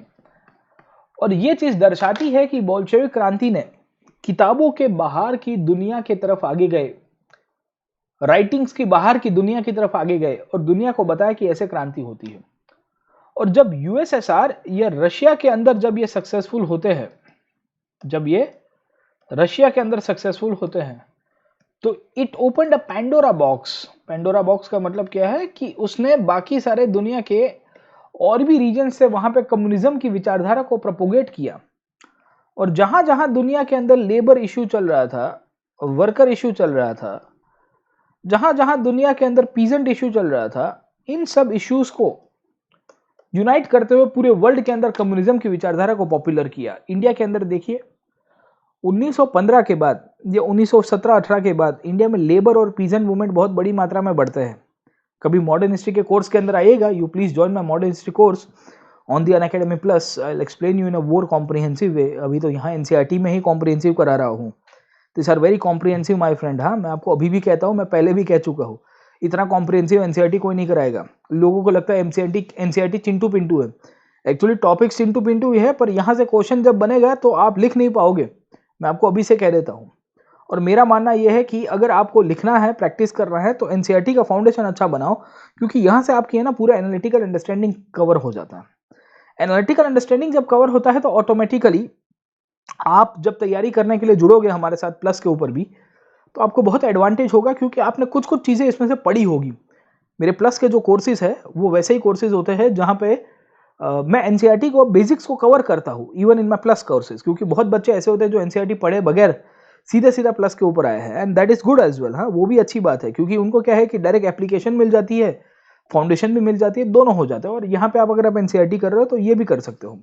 अब आप समझने की कोशिश करिए, रशिया की क्रांति जब होती है तो रशिया की क्रांति ने पैंडोरा बॉक्स ओपन कर दिया पूरा, है ना। वो क्या कहते हैं कि एक बक्सा खोल दिया जहां पे कम्युनिज्म की विचारधारा पूरी दुनिया में पॉपुलर हो रही। लेबर और पीजेंट्स को लेके जो भी राइट्स डिमांड हो रहे थे दुनिया के अलग अलग कंट्रीज के अंदर, वहां पे आपकी कम्युनिस्ट पार्टी की स्थापना होगी। पूरे वर्ल्ड के अंदर कम्युनिस्ट पार्टी की स्थापना होती है। इंडिया के अंदर भी होगी, ब्रिटेन में भी होगी, अलग अलग रीजन्स के अंदर आपको ये कम्युनिस्ट पार्टी की स्थापना मिलेगी। And this is one of the reasons in many countries of the world the communist parties were formed, like the Communist Party of Great Britain. Bharat के अंदर भी 1920 के अंदर, 1920 के अंदर भारतीय कम्युनिस्ट पार्टी की स्थापना हुई at a place called as Tashkent. और ताशकंद बेसिकली उज्बेकिस्तान के अंदर है। The Bolshevik encourage colonial peoples to follow their experiment. Bolsheviks ने कहा कि ओ गुलाम लोग, तुम क्या कर रहे हो, क्यों गुलामी में जी रहे हो, आपके ऊपर यूरोपियन मास्टर्स आपका शोषण कर रहे हैं। इंडिया जैसे कंट्री को मोटिवेट किया कि हम क्रांति करके हमारे राजा को उछला के हमारी सरकार बना सकते हैं, तुम क्यों नहीं कर सकते? Why you can't do that? You have also have the ability to do that. We will help you in doing the revolution against the colonial governments. India के लोग मोटिवेट हो गए। मानवेंद्र नाथ रॉय, अबानी मुखर्जी, ऐसे डांगे, मुजफ्फर अहमद, नलिनी गुप्ता, शौकत उस्मानी, नाम सुने है किसी ने? हाँ, मेरठ कॉन्स्पिरेसी केस, पकड़ लिया गया उन लोग को। Kanpur Bolshevik conspiracy case. We see कि रशिया के अंदर जो क्रांति होती है, ये क्रांति के बाद यूएसएसआर जो बोल्शेविक गवर्नमेंट थी, उसने पूरी दुनिया के कॉलोनियल पीपल्स को मोटिवेट करते हुए कहा कि तुम भी विद्रोह कर दो, हम तुमको सपोर्ट करेंगे। और इसके लिए इन्होंने कॉन्फ्रेंस रखी जिसका नाम है कॉमिंटर्न। कॉमिंटर्न was known as the Conference of Communist Party, Communist International. Many non-Russians from outside world of the USSR participated in the Conference of the People in the East 1920, and the Bolshevik founded the Comintern, an international union of pro-Bolshevik Socialist Party. Bolshevik सरकार communist ideology को support करने वाले जितने भी राजकीय दल थे उन सबको इनवाइट किया, कहा बोले आ जाओ, हम तुमको मदद करेंगे। And this is how we find कि रशिया की क्रांति ने पूरा एक पेंडोरा बॉक्स खोला। और जब ये पेंडोरा बॉक्स खोला तो उसके कारण भारत के लोग भी मोटिवेट हुए, इंग्लैंड के लोग भी मोटिवेट हुए। इंग्लैंड में कम्युनिस्ट पार्टी ऑफ इंग्लैंड की स्थापना हुई, ग्रेट ब्रिटेन की। और इंग्लैंड के अंदर जो ये कम्युनिज्म की विचारधारा पॉपुलर होती है, तो इंग्लैंड के अंदर के कुछ गोरे लोग भारत के अंदर आके क्रांति करने की कोशिश करेंगे। एक घटना बनती है मेरठ कॉन्स्पिरेसी केस। जब इंडियन नेशनल मूवमेंट को मैं पढ़ाऊंगा थोड़ा बहुत, तो उसके अंदर आपको समझाने की कोशिश करूंगा कि एक घटना बनती है जिसका नाम है मेरठ कॉन्स्पिरेसी केस। ये मेरठ कॉन्स्पिरेसी केस के द्वारा, via this Meerut conspiracy case, याद रखेगा, the government will be arresting some kind of British leaders, political leaders थे कम्युनिस्ट पार्टी के, जो इंडिया में आके क्रांति करने की कोशिश कर रहे थे। They came to India and they were trying to bring revolt in India. They were trying to bring revolt in India. Bharat के लोगों की मदद करने के लिए। आप समझिए कि कम्युनिज्म कैसी विचारधारा है। ब्रिटेन का बंदा भारत आता है, भारत के कम्युनिस्ट को मोटिवेट करता है कि भाई तुम क्यों चुप बैठे हो, तुम भी विद्रोह कर दो, हम तुमको मदद करेंगे। ये तो विचारधारा थी कम्युनिज्म की। ये सब कुछ रशिया के कारण ही हुआ।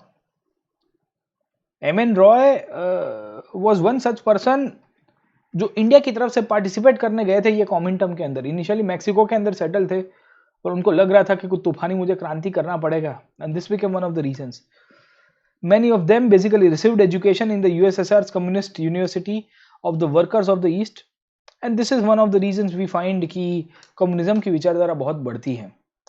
1920 से लेके 1940 तक के पीरियड तक आते आते यूएसएसआर का इन्फ्लुएंस पूरे वर्ल्ड के अंदर अब बढ़ने की शुरुआत हो रहा है, क्योंकि जहां जहां आपकी कॉलोनियल गवर्नमेंट्स थी, जहां जहां आपकी कॉलोनियल गवर्नमेंट्स थी, जैसे इंडिया हो गया, जैसे साउथ ईस्ट एशिया हो गया, श्रीलंका हो गया, हाँ, वहां वहां कम्युनिज्म का फैलावा करने के लिए यूएसएसआर ने बहुत फंडिंग भी दिया, वहां के लोगों को मोटिवेट भी किया, बोले तुम आगे चलो, हम तुमको विद्रोह करने में मदद करेंगे। और जब सेकेंड वर्ल्ड वॉर होता है तो सेकेंड वर्ल्ड वॉर तक आते आते पूरी तरह से यूएसएसआर की विचारधारा और दुनिया के अंदर हमको देखने को मिलता है कि एक दबदबा बनने की शुरुआत होती है कि यूएसएसआर आ गया है, यूएसएसआर आ चुका है। खैर यूएसएसआर जर्मनी का दोस्त हुआ करता था सेकेंड वर्ल्ड वॉर के अंदर। इनिशियली हिटलर और स्टालिन दोनों मित्र थे, दोनों के बीच में एक ट्रीटी हुई थी। लेटर ऑन हिटलर ने ही ये ट्रीटी को तोड़ते हुए स्टालिन को खचक कर दिया, उसको मार दिया जाता है, मतलब अटैक कर दिया जाता है। और उसके बाद यूएसएसआर जो है, ये यूएसएसआर फिर ब्रिटेन की साइड में चला जाएगा। प्रॉब्लम ये हुआ कि ब्रिटेन और यूएसएसआर कभी साथ में नहीं रह पाएंगे, क्योंकि एक कैपिटलिस्ट है और एक कम्युनिस्ट है। कैपिटलिस्ट और कम्युनिस्ट दोनों कभी साथ में नहीं रह सकते। And this is one of the reasons we find कि यूएसएसआर 1950s के बाद अपनी कम्युनिज्म की जो विचारधारा है उसमें से थोड़ा भटक भी गया। और इसके लिए एनसीईआरटी लिखती है कि 1950 तक आते आते कंट्री के अंदर जो गवर्नमेंट थी, ये गवर्नमेंट रशियन रिवॉल्यूशंस के आइडियल्स के साथ नहीं चल रही थी। ये भी ये खुद एक्सेप्ट करते हैं, ये एक्सेप्ट करते हैं कि we were not able to go through the ideals of the Russian revolution. But अब नया कम्युनिज्म आ चुका था, अमेरिका और यूएसएसआर के बीच में इनफैक्ट कहीं ना कहीं कन्फ्लिक्ट भी चल रही है, बहुत सारी चीजें मिलेगी। आखिर के अंदर हम लोग कह सकते हैं कि कम्युनिज्म रशिया के अंदर पूरी तरह से फेल नहीं हुआ था। नो डाउट हम लोग कह सकते हैं कि पूरी तरह से सक्सेसफुल भी नहीं हुआ था, पर पहली टाइम के ऊपर हमको मिलेगा कि सोशलिस्ट मूवमेंट जो है उसको रिकग्निशन मिलती है। और रिकग्निशन मिलने के साथ साथ रशिया ने पूरी दुनिया को बताया कि एक गरीब बैकवर्ड देश किस तरह से ग्रेट पावर बन सकता है। जो कंट्री 1917 तक आते आते मोनार्की के अंदर जी रहा था, जो कंट्री जिसके यहाँ पे 70 लाख से ज्यादा सोल्जर्स मारे गए थे वर्ल्ड वॉर के अंदर, जो कंट्री जिसकी इकोनॉमिक कंडीशन और इंडस्ट्रियल कंडीशन सब कुछ खड्डे में थी, वो कंट्री 1950 तक आते आते सैटेलाइट प्रोग्राम्स और स्पेस के अंदर जाते जाते न्यूक्लियर टेक्नोलॉजी में भी आगे चला जाता है और वर्ल्ड के अंदर एक ग्लोबल पावर के रूप में उभर के आ गया, अमेरिका को टक्कर दे रहा है। ये सब चीजें दर्शाती है कि यूएसएसआर ने कम्युनिज्म के द्वारा एक चीज दर्शाई कि आप अगर कलेक्टिव रह सकते हो, उसमें बहुत सारे ड्रॉबैक्स थे उनके, हमने देखा, तो कलेक्टिव रहने के बाद भी आप कहीं ना कहीं अपने आप को डेवलप भी कर सकते हो। इंडस्ट्रीज का डेवलपमेंट किया, एग्रीकल्चर का डेवलपमेंट किया, गरीबों को खाना भी दिया। ये पॉजिटिव्स थे रशियन रिवॉल्यूशन और आपके जो कम्युनिज्म की स्टेट की स्थापना की जाती है। बहुत अच्छी अच्छी चीजें आपको मिलेगी सब। We find many things. USSR ने अमेरिका के जो इंडस्ट्रियल लेवल्स 150 साल में अचीव किए थे, जो इंडस्ट्रियल ग्रोथ अमेरिका ने 150 साल में किया था, वही चीज यूएसएसआर मोस्ट प्रोबेबली 50-60 साल में करने की कोशिश करेगा। स्पेस टेक्नोलॉजी में सबसे पहले रॉकेट लॉन्चिंग से लेके सैटेलाइट लॉन्चिंग से लेके स्पेस में सबसे पहले ह्यूमन को भेजना, वो भी यूएसएसआर के कारण ही है। ये वही यूएसएसआर है जो अभी आज की तारीख में कोविड को लेके जो दवाई बन रही है, उसमें भी सबसे आगे है स्पुतनिक। आपने देखा होगा, नाम भी स्पुतनिक दिया। आज कोविड नेशनलिज्म चल रहा है आजकल पूरी दुनिया के अंदर। हर एक कंट्री या ग्रुप ऑफ कंट्रीज फाइट कर रहे हैं कि सबसे पहली वैक्सीन कौन निकालेगा कोरोना की, कोविड की, है ना। तो यूएसएसआर की भी यही कहानी है। यूएसएसआर ने दिखाया कि कैसे हम लोग इकट्ठे होके, कलेक्टिव वे के अंदर होके, हमारे लैकुनेस बहुत सारे थे पर हम हमारे हिसाब से काम कर सकते हैं। प्रॉब्लम ये हुआ कि यूएसएसआर ने जब ये सब चीजें कर रहा था तो अपने नागरिकों को छूट देना बंद कर दिया। कह दिया कि भाई हम जो बोलेंगे वो आपको करना है। क्यों? क्योंकि कमांड सिस्टम थी। कमांड सिस्टम में स्टेट सबसे ऊपर होता है, स्टेट ही पार्टी हुआ करती थी और पार्टी ही लीडर हुआ करते थे। तो अगर आपने इनकी क्रिटिसिज्म की तो आपके ऊपर बहुत रिप्रेसिव पॉलिसीज को लागू भी किया जाएगा। So in this way we can say that the Russian revolution created the basis for the future countries कि how the collective model can work. But the collective model should also take into consideration कि अपने लोगों का शोषण ना होना चाहिए। 1921 के अंदर यूएसएसआर की स्थापना हुई। 1970-80 तक आते आते उसकी जो आइडियोलॉजी है उसके अंदर कमजोरी भी देखने को मिलती है और 1990s तक आते आते हमको देखने को मिला कि यही यूएसएसआर टूट गया और यूएसएसआर टूटने के बाद फिर से रशिया के अंदर कन्वर्ट हो गया और उसके अंदर जो और कंट्रीज थे उन सबको इंडिपेंडेंस मिल गई। जैसे यूक्रेन को इंडिपेंडेंस मिल गई, कजाकिस्तान, किर्गिस्तान, ताजिकिस्तान, उज्बेकिस्तान, आपने देखा होगा साहब। हाँ, ये सब कंट्रीज आपके इंडिपेंडेंट हो गए। So by the end of the 20th century, the international reputation of USSR as a socialist country declined. Though it was recognized as a socialist ideal, still enjoyed by the respect among the peoples. But in each country, the ideas of socialism were rethought in a very different ways. और इस तरह से आपका socialism का जो topic है वो यहाँ पे कंक्लूड होता है। ये चैप्टर के अंदर हमने 2-3 चीज़ें पढ़ी है। जब ये चैप्टर को हमने पढ़ना शुरू किया था, when we started studying this chapter, तो हमने कैसे शुरू किया था? तो ये चैप्टर के अंदर हमने 3-4 चीज़ें पढ़ी थी दोस्तों। पहली चीज़ हमने ये जो चैप्टर के अंदर पढ़ी थी वो है सोशलिज्म क्या है, ये सोशलिज्म की डेफिनेशन क्या है, ये सोशलिज्म का ओरिजिन कैसे हुआ है, और सोशलिज्म के टाइप्स क्या है, और सोशलिज्म के फीचर्स क्या क्या हैं। उसके बाद हमने देखने की कोशिश की थी कि रशिया के अंदर सोशलिज्म कैसे आया और रशियन सोशलिज्म जब डेवलप होता है तो उसने राजा के सामने कैसे क्रांति करा दी, और राजा के सामने जब क्रांति करते हैं तो बहुत सारे इवेंट्स को हमने पढ़ा। ये इवेंट्स में 1905 के अंदर हमने आपको बताया ब्लडी संडे का इवेंट। ब्लडी संडे के बाद हमने आपको ये भी समझाने की कोशिश की कि 1914 के अंदर वर्ल्ड वॉर के अंदर रशिया का पार्टिसिपेशन, 1917 के अंदर फरवरी महीने के अंदर और अक्टूबर महीने के अंदर 2 क्रांति, और आखिर के अंदर मैंने आपको 1918 से लेकर 1920 के बीच में सिविल वॉर की स्टोरी भी बता दी। 1920-21 तक आते आते हमने ये भी देखा कि यूएसएसआर की स्थापना की गई, union of Soviet socialist Republic, और इन्होंने बेसिकली अपना एक्सपांशन कर दिया आइडियोलॉजी के रूप में, अपने एम्पायर के रूप में। दूसरी इंपॉर्टेंट पॉइंट हमने ये भी समझने की कोशिश की कि इन्होंने अपना कमांड इकोनॉमी के द्वारा, मैंने आपको बताया कि कमांड इकोनॉमी के द्वारा जो शासन पद्धति है, जो इकोनॉमिक सिस्टम है, उसको पूर्ण रूप से अपने कंट्रोल में लिया। एंड हमने ये भी देखा कि कैसे कलेक्टिव ओनरशिप के रूप में इन्होंने अपना पूरा का पूरा जो इकोनॉमिक सिस्टम है वो फेल हो जाता है, और इकोनॉमिक सिस्टम फेल होने के कारण आपके प्लानिंग के इश्यूज को भी प्रश्न हुआ। और last but not the least, Stalin as a leader के बारे में भी हमने देखने की कोशिश की कि स्टालिन ने किस प्रकार से अपने कलेक्टिव पॉलिसीज को इम्प्लीमेंट कराते हुए रशिया को एक नई दिशा दिखाने की कोशिश की थी। धीरे धीरे धीरे रशिया आगे चला। And last but not the least, हमने जब ये चैप्टर को कंक्लूड किया तो हमने देखा कि impact of the Russian revolution in the world and on the India. हमने ये भी समझने की कोशिश की कि रशियन रिवॉल्यूशन की इम्पैक्ट क्या हुई, और हमने आपको बताया कि दुनिया के अंदर रशियन रिवॉल्यूशन के कारण इम्पैक्ट क्या होती है, इंडिया के अंदर रशियन रिवॉल्यूशन की इम्पैक्ट क्या हुई, और इंडिया के अंदर जो कम्युनिस्ट मूवमेंट है, ये कम्युनिस्ट मूवमेंट का ग्रोथ जो है इसी दौरान से हमको देखने को मिलता रहेगा। तो इन दिस सिचुएशन ये चैप्टर यहाँ पे कंक्लूड होता है। ये चैप्टर कंक्लूड करने से पहले आपको 1920 के अंदर और 1930 के अंदर भारत के 2 लोग रशिया गए हैं, उनके बारे में उन्होंने अपनी राइटिंग्स के अंदर लिखा है 1920 में इंडिया के एक फेमस क्रांतिकारी थे जिनका नाम था शौकत उस्मानी। ये शौकत उस्मानी 1920 के अंदर जब रशिया जाते हैं तो उसके बारे में लिखते हैं। वो लिखते हैं for the first time in our lives we are seeing Europeans mixing freely with Asians. क्या लिखते हैं कि यूरोपियंस एशियंस के साथ मिल रहे हैं, क्योंकि 1920 में ब्रिटिश लोग ये नहीं स्वीकारते थे कि हम लोग इंडियंस के साथ हमारे संबंध बनाएं। The British were racist people, British administration के जो लोग थे बहुत ही रेसिस्ट थे, तो they never accepted Indians as their owns. On seeing the Russians mingling freely with the rest of the people of the country, we were convinced that we had come to the land of real equality.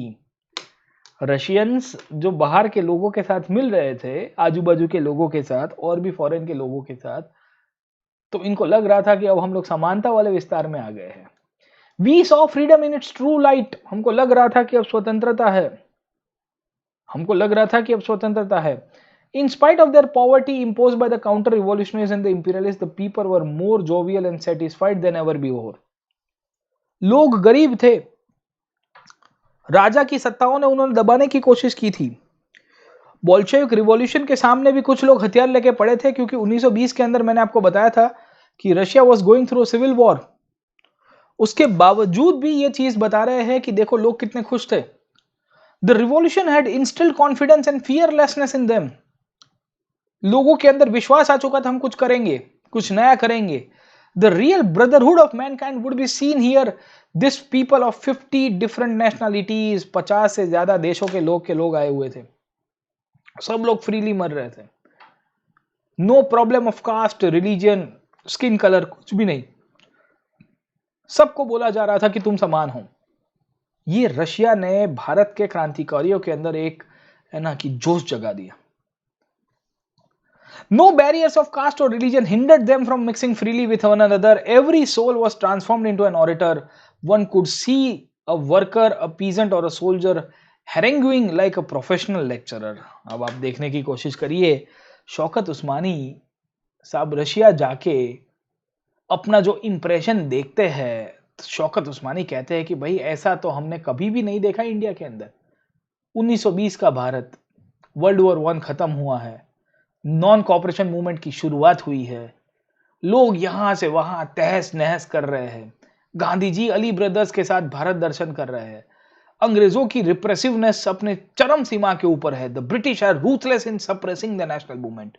Netaji Subhash Chandra Bose 1920-21 के अंदर आके ICS के अंदर से resign कर देते हैं कि I do not want to serve this government who is hell bent on suppressing my people. और उस टाइम के ऊपर एक भारतीय शौकत उस्मानी रशिया गए हुए हैं और वो देख रहे हैं कि देखे यहां कोई नात जात, ना ही कोई रंग भेद, सब बराबर, सब बराबर, सब बराबर। किसान हो या मजदूर हो या सैनिक हो, सब इक्वल है। गरीबी है उसके अंदर भी उन लोग को लग रहा है कि हम होंगे कामयाब। रशिया 1920 में उतना प्रोग्रेसिव नहीं था क्योंकि अभी क्रांति हुई थी। 1920 में तो सिविल वॉर चालू था। सिविल वॉर होने के बावजूद भी रशिया के अंदर लोगों के अंदर जो विश्वास था ना कि हम होंगे कामयाब, we shall overcome one day, वो चीज शौकत उस्मानी ने लिखी है साहब। ये वही शौकत उस्मानी है जिनके ऊपर सरकार ने केस किया था 1920 के दशक में। जब वो भारत वापिस आए, when he came back to India, he tried to take part in a revolt. सरकार ने पकड़ा इनको और कहा कि का बाबू, बहुत चर्बी चढ़ गया था, you were thinking of doing a revolt against the British government. ये शौकत उस्मानी की स्टोरी है। नलिनी गुप्ता, ऐसे डांगे, शौकत उस्मानी, इन सब के ऊपर केस हुआ था। कानपुर बोल्शेविक कॉन्स्पिरेसी केस के रूप में पहचानते हैं।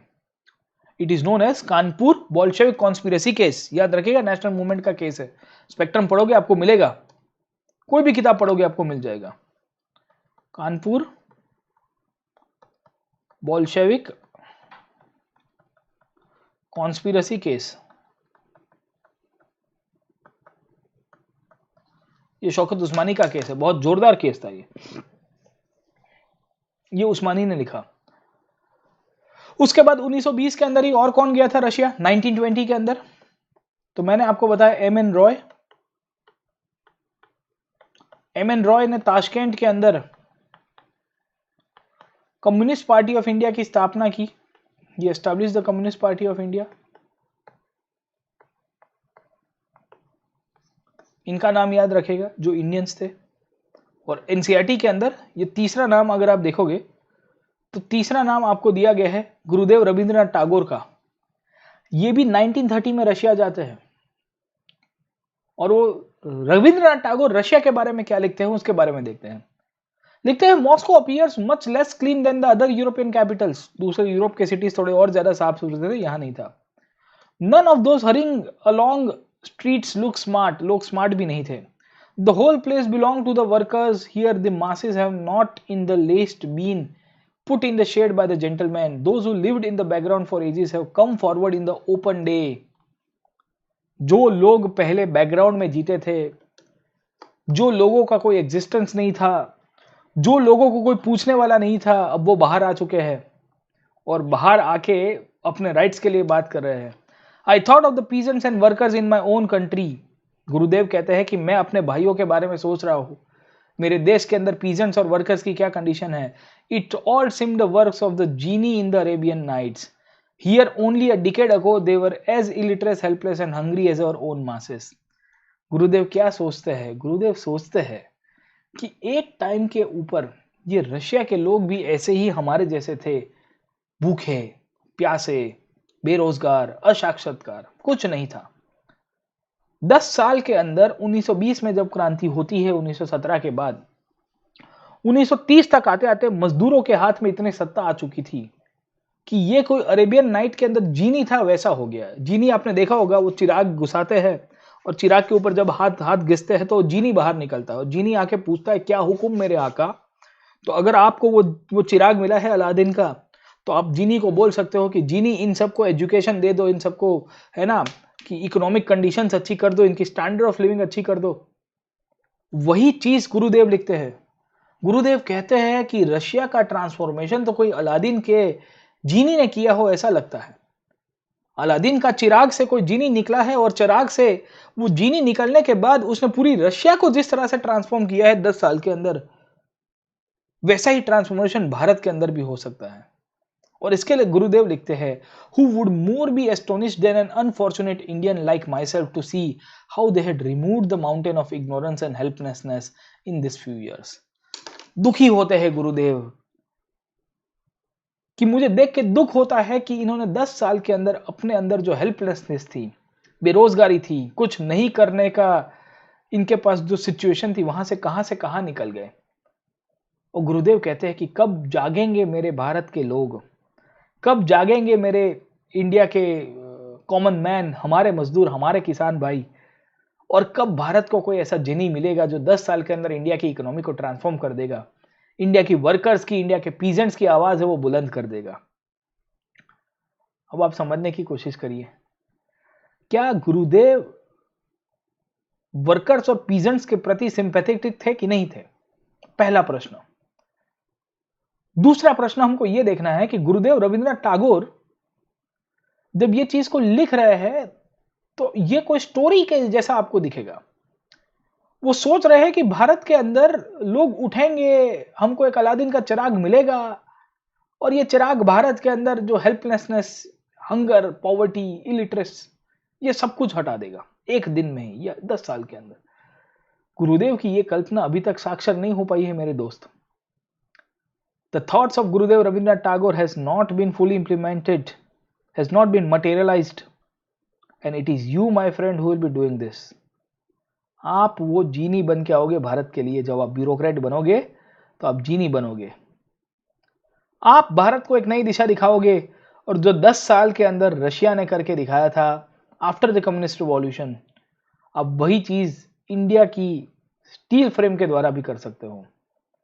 ये चैप्टर को यहां पे कंक्लूड करता हूं। होपफुली आपको इंडियंस का परसेप्शन दिख रहा है कि रशिया की क्रांति को लेके इंडिया के लोगों का क्या मानना था, एमएन रॉय का कुछ मानना था, शौकत उस्मानी का कुछ मानना था, गुरुदेव रविंद्रनाथ टैगोर का कुछ मानना था। एनसीईआरटी के अंदर 2-3 क्वेश्चंस भी दिए हैं। ये क्वेश्चंस को इन्होंने पूछा है पूछा गया है, imagine that you are a striking worker in 1905 who is being tried in the court for rebellion, draft a speech, मतलब स्पीच ड्राफ्ट करनी हमारे लिए इंपॉर्टेंट नहीं है। Write the headline in a short notes for the uprising of 24 October 1917 for each of the following newspaper, conservative paper in France, radical newspaper in Britain and Bolshevik newspaper in Russia. Britain और France के newspaper से they will be opposing and they will be criticizing the Bolshevik revolution and the Bolshevik newspaper in Russia will be supporting. तो उनकी जो tagline होगी कुछ जोरदार होगी साहब, ठीक है। पूछा गया है, imagine that you are middle level farmer in Russia after collectivization, you have decided to write a letter to Stalin explaining your objection to collectivization. What would you write about the condition of your life? What would you think if Stalin's response to a such farmer साहब, Stalin कैसे response देगा आपको लिखना है साहब, ठीक है। ये एक्टिविटीज है, ये बच्चों के लिए जो एनसीईआरटी में दी गई है उसके सिवा साहब, ठीक है। अब देखिए क्या क्या चीजें बोली गई है। पहला क्वेश्चन पूछा गया है कि what were the socio economic and political conditions in Russia before 1905, 1905 के पहले रशिया के अंदर कैसी सामाजिक, आर्थिक और राजकीय प्रवृत्ति हुआ करती थी, इसके बारे में आपको लिखना है। अब क्या क्या चीजें इसके अंदर इंक्लूड करोगे दोस्तों, what you can include in this points. हाँ, यू कैन इंक्लूड कि रशिया के अंदर सोशल कंडीशंस में क्लासेस हुआ करते थे, 3 क्लास के अंदर रशिया की सोसाइटी डिवाइडेड थी। अगर आपको याद होगा थोड़ा, मैं आपको यहाँ पे 2-2 3-3 पॉइंट बुलेट पॉइंट के अंदर लिख देता हूँ। सोसाइटी की जब हम लोग बात करेंगे, when we will talk about the society, हम लोग लिख सकते हैं, जस्ट अ सेकंड, सोसाइटी के अंदर हम लोग क्या लिख सकते हैं, सोसाइटी के अंदर क्लास सिस्टम के ऊपर बात कर सकते हैं, ruling class, gentry class, clergy class and आपका जो कॉमन मैन है उसकी कंडीशंस थी। इकोनॉमिक कंडीशन में हम लोग कहेंगे low level of industrialization, agriculture का कोई ग्रोथ नहीं, और पॉलिटिकल कंडीशंस में एब्सोल्यूट मोनार्की हुआ करती थी, जहां राजा कहता था उस हिसाब से उनकी शासन पद्धति चलती थी। और इसी के कारण 1905 के अंदर हमको क्या देखने को मिला कि राजा के सामने लोगों ने कॉन्स्टिट्यूशनल रिफॉर्म्स को इनिशिएट करने की बात की। और जब 1905 में जो वर्कर्स ने अपना आंदोलन किया तो ब्लडी संडे नाम की घटना होती है, जहां 100 से ज्यादा वर्कर्स मारे गए और राजा ने ड्यूमा नाम की बॉडी को फॉर्म किया जो रशिया की पार्लियामेंट थी। खैर, उसके बाद पूछा गया है, in what ways the working population in Russia different from other countries in Europe before 1917। 1917 के अंदर वर्कर्स की कंडीशन क्यों अलग थी, क्योंकि रशिया में वर्कर्स को सैलरी नहीं मिलती थी, रशिया में वर्कर्स की लिविंग कंडीशन खराब थी, उनके लिए घर नहीं था, टॉयलेट नहीं था। अगर आप देखोगे तो उनके वहां पे घर के अंदर झूपड़पट्टी में रह रहे थे, स्लम्स में रह रहे थे, बहुत सारी चीजें आपको मिलती है। तो ये सब चीजों को हम लोग रशिया के अंदर कंटिन्यू, ये हम लोग जब देखते हैं तो हमको मिल रहा है कि रशिया में जो कंडीशंस थी बहुत खराब आपको इसके अंदर से मिलती रहेगी साहब, और वर्कर्स की कंडीशन बहुत बैड थी। 1917 में यूरोप के साथ अदर कंट्रीज को जब हम लोग कंपेयर करते हैं तो इन्होंने लेबर रिफॉर्म्स को करना शुरू किया था, वर्कर्स को लेकर थोड़ी छूट छाट दी थी, वर्कर्स के लिए राइट्स देने की बात की थी, बहुत सारी चीजें मिलेगी जो रशिया के अंदर नहीं थी। Why did the Tsarist autocracy collapse in 1917? 1917 में जार का शासन क्यों कोलैप्स हो गया? तो 1917 में जार का शासन कोलैप्स होने का कारण क्या था? What was the reason behind that? The reason behind the Tsarist collapse of this whole point, because the World War I was the immediate reason, and the political, social, and economic conditions in Russia were not favorable towards the king. People were not happy and communist ideology है जो socialism की ideology है वो Russia में बहुत popular हो जाती है साहब, ठीक है। फिर आपको मेक 2 लिस्ट बोला गया है, one with the main events and the effects of February revolution 1917 के महीने के अंदर हुआ था, फरवरी में, and other with the October revolution, right. Paragraph was involved into 1 point, ठीक है, हमारे लिए इंपॉर्टेंट नहीं है। What were the main changes brought by the Bolsheviks immediately after October revolution? ये बहुत इंटरेस्टिंग क्वेश्चन है। क्या क्या चेंजेस थे? नेशनलाइजेशन को इम्पोज करना, और पूरी तरह से नेशनलाइजेशन किया बैंक्स का और इंडस्ट्री का, हमने पढ़ा कि नहीं पढ़ा। उसके बाद हमने देखा था कि लैंड रिफॉर्म्स करना, और लैंड को बेसिकली कहाँ देना, राइट्स दे देना पीजेंट्स के साथ। फिर उसके बाद कलेक्टिवाइजेशन हुआ, इमीडिएट कलेक्टिवाइजेशन नहीं होगा, याद रखिएगा। Collectivisation started basically bye, I would say, the period of Stalin. पहले तो क्या था कि लेनिन ने बोला कि किसानों को जमीन दे दो वापिस अपनी साहब, है ना। और इमीडिएट तीसरा था वर्ल्ड वॉर 1 के अंदर से विड्रॉ करना, विड्रॉ फ्रॉम वर्ल्ड वॉर 1, है ना। तो we have already covered up this much points, ये तीनों पॉइंट्स हमने कवर किए हुए हैं। फिर उसके बाद write few lines to show what you know about them. Kulaks कौन थे? Kulaks were the rich peasants, बड़े बड़े पीजेंट्स हुआ करते। ड्यूमा पार्लियामेंट थी, 1905 में बनाई गई थी, 1914 तक आते आते राजा ने डिसमिस कर दी थी। The workers between the year 1900 and 1930, women workers की बात की गई है। वुमेन वर्कर्स के लिए मैंने आपको एक पैराग्राफ बताया था। लिबरल्स कौन थे? सबसे पहले साहब फ्रांस की क्रांति की बात की गई है। और स्टालिन का कलेक्टिवाइजेशन प्रोग्राम बहुत ही बड़ा फेलियर होता है भाई, तुम कुछ कलेक्टिव नहीं कर सकते। अरे फैमिली में 5 लोग एक साथ एक प्रकार का काम नहीं कर सकते, एक ही बिजनेस कर रहे हो तो भी इनफैक्ट लड़ाई हो जाती है।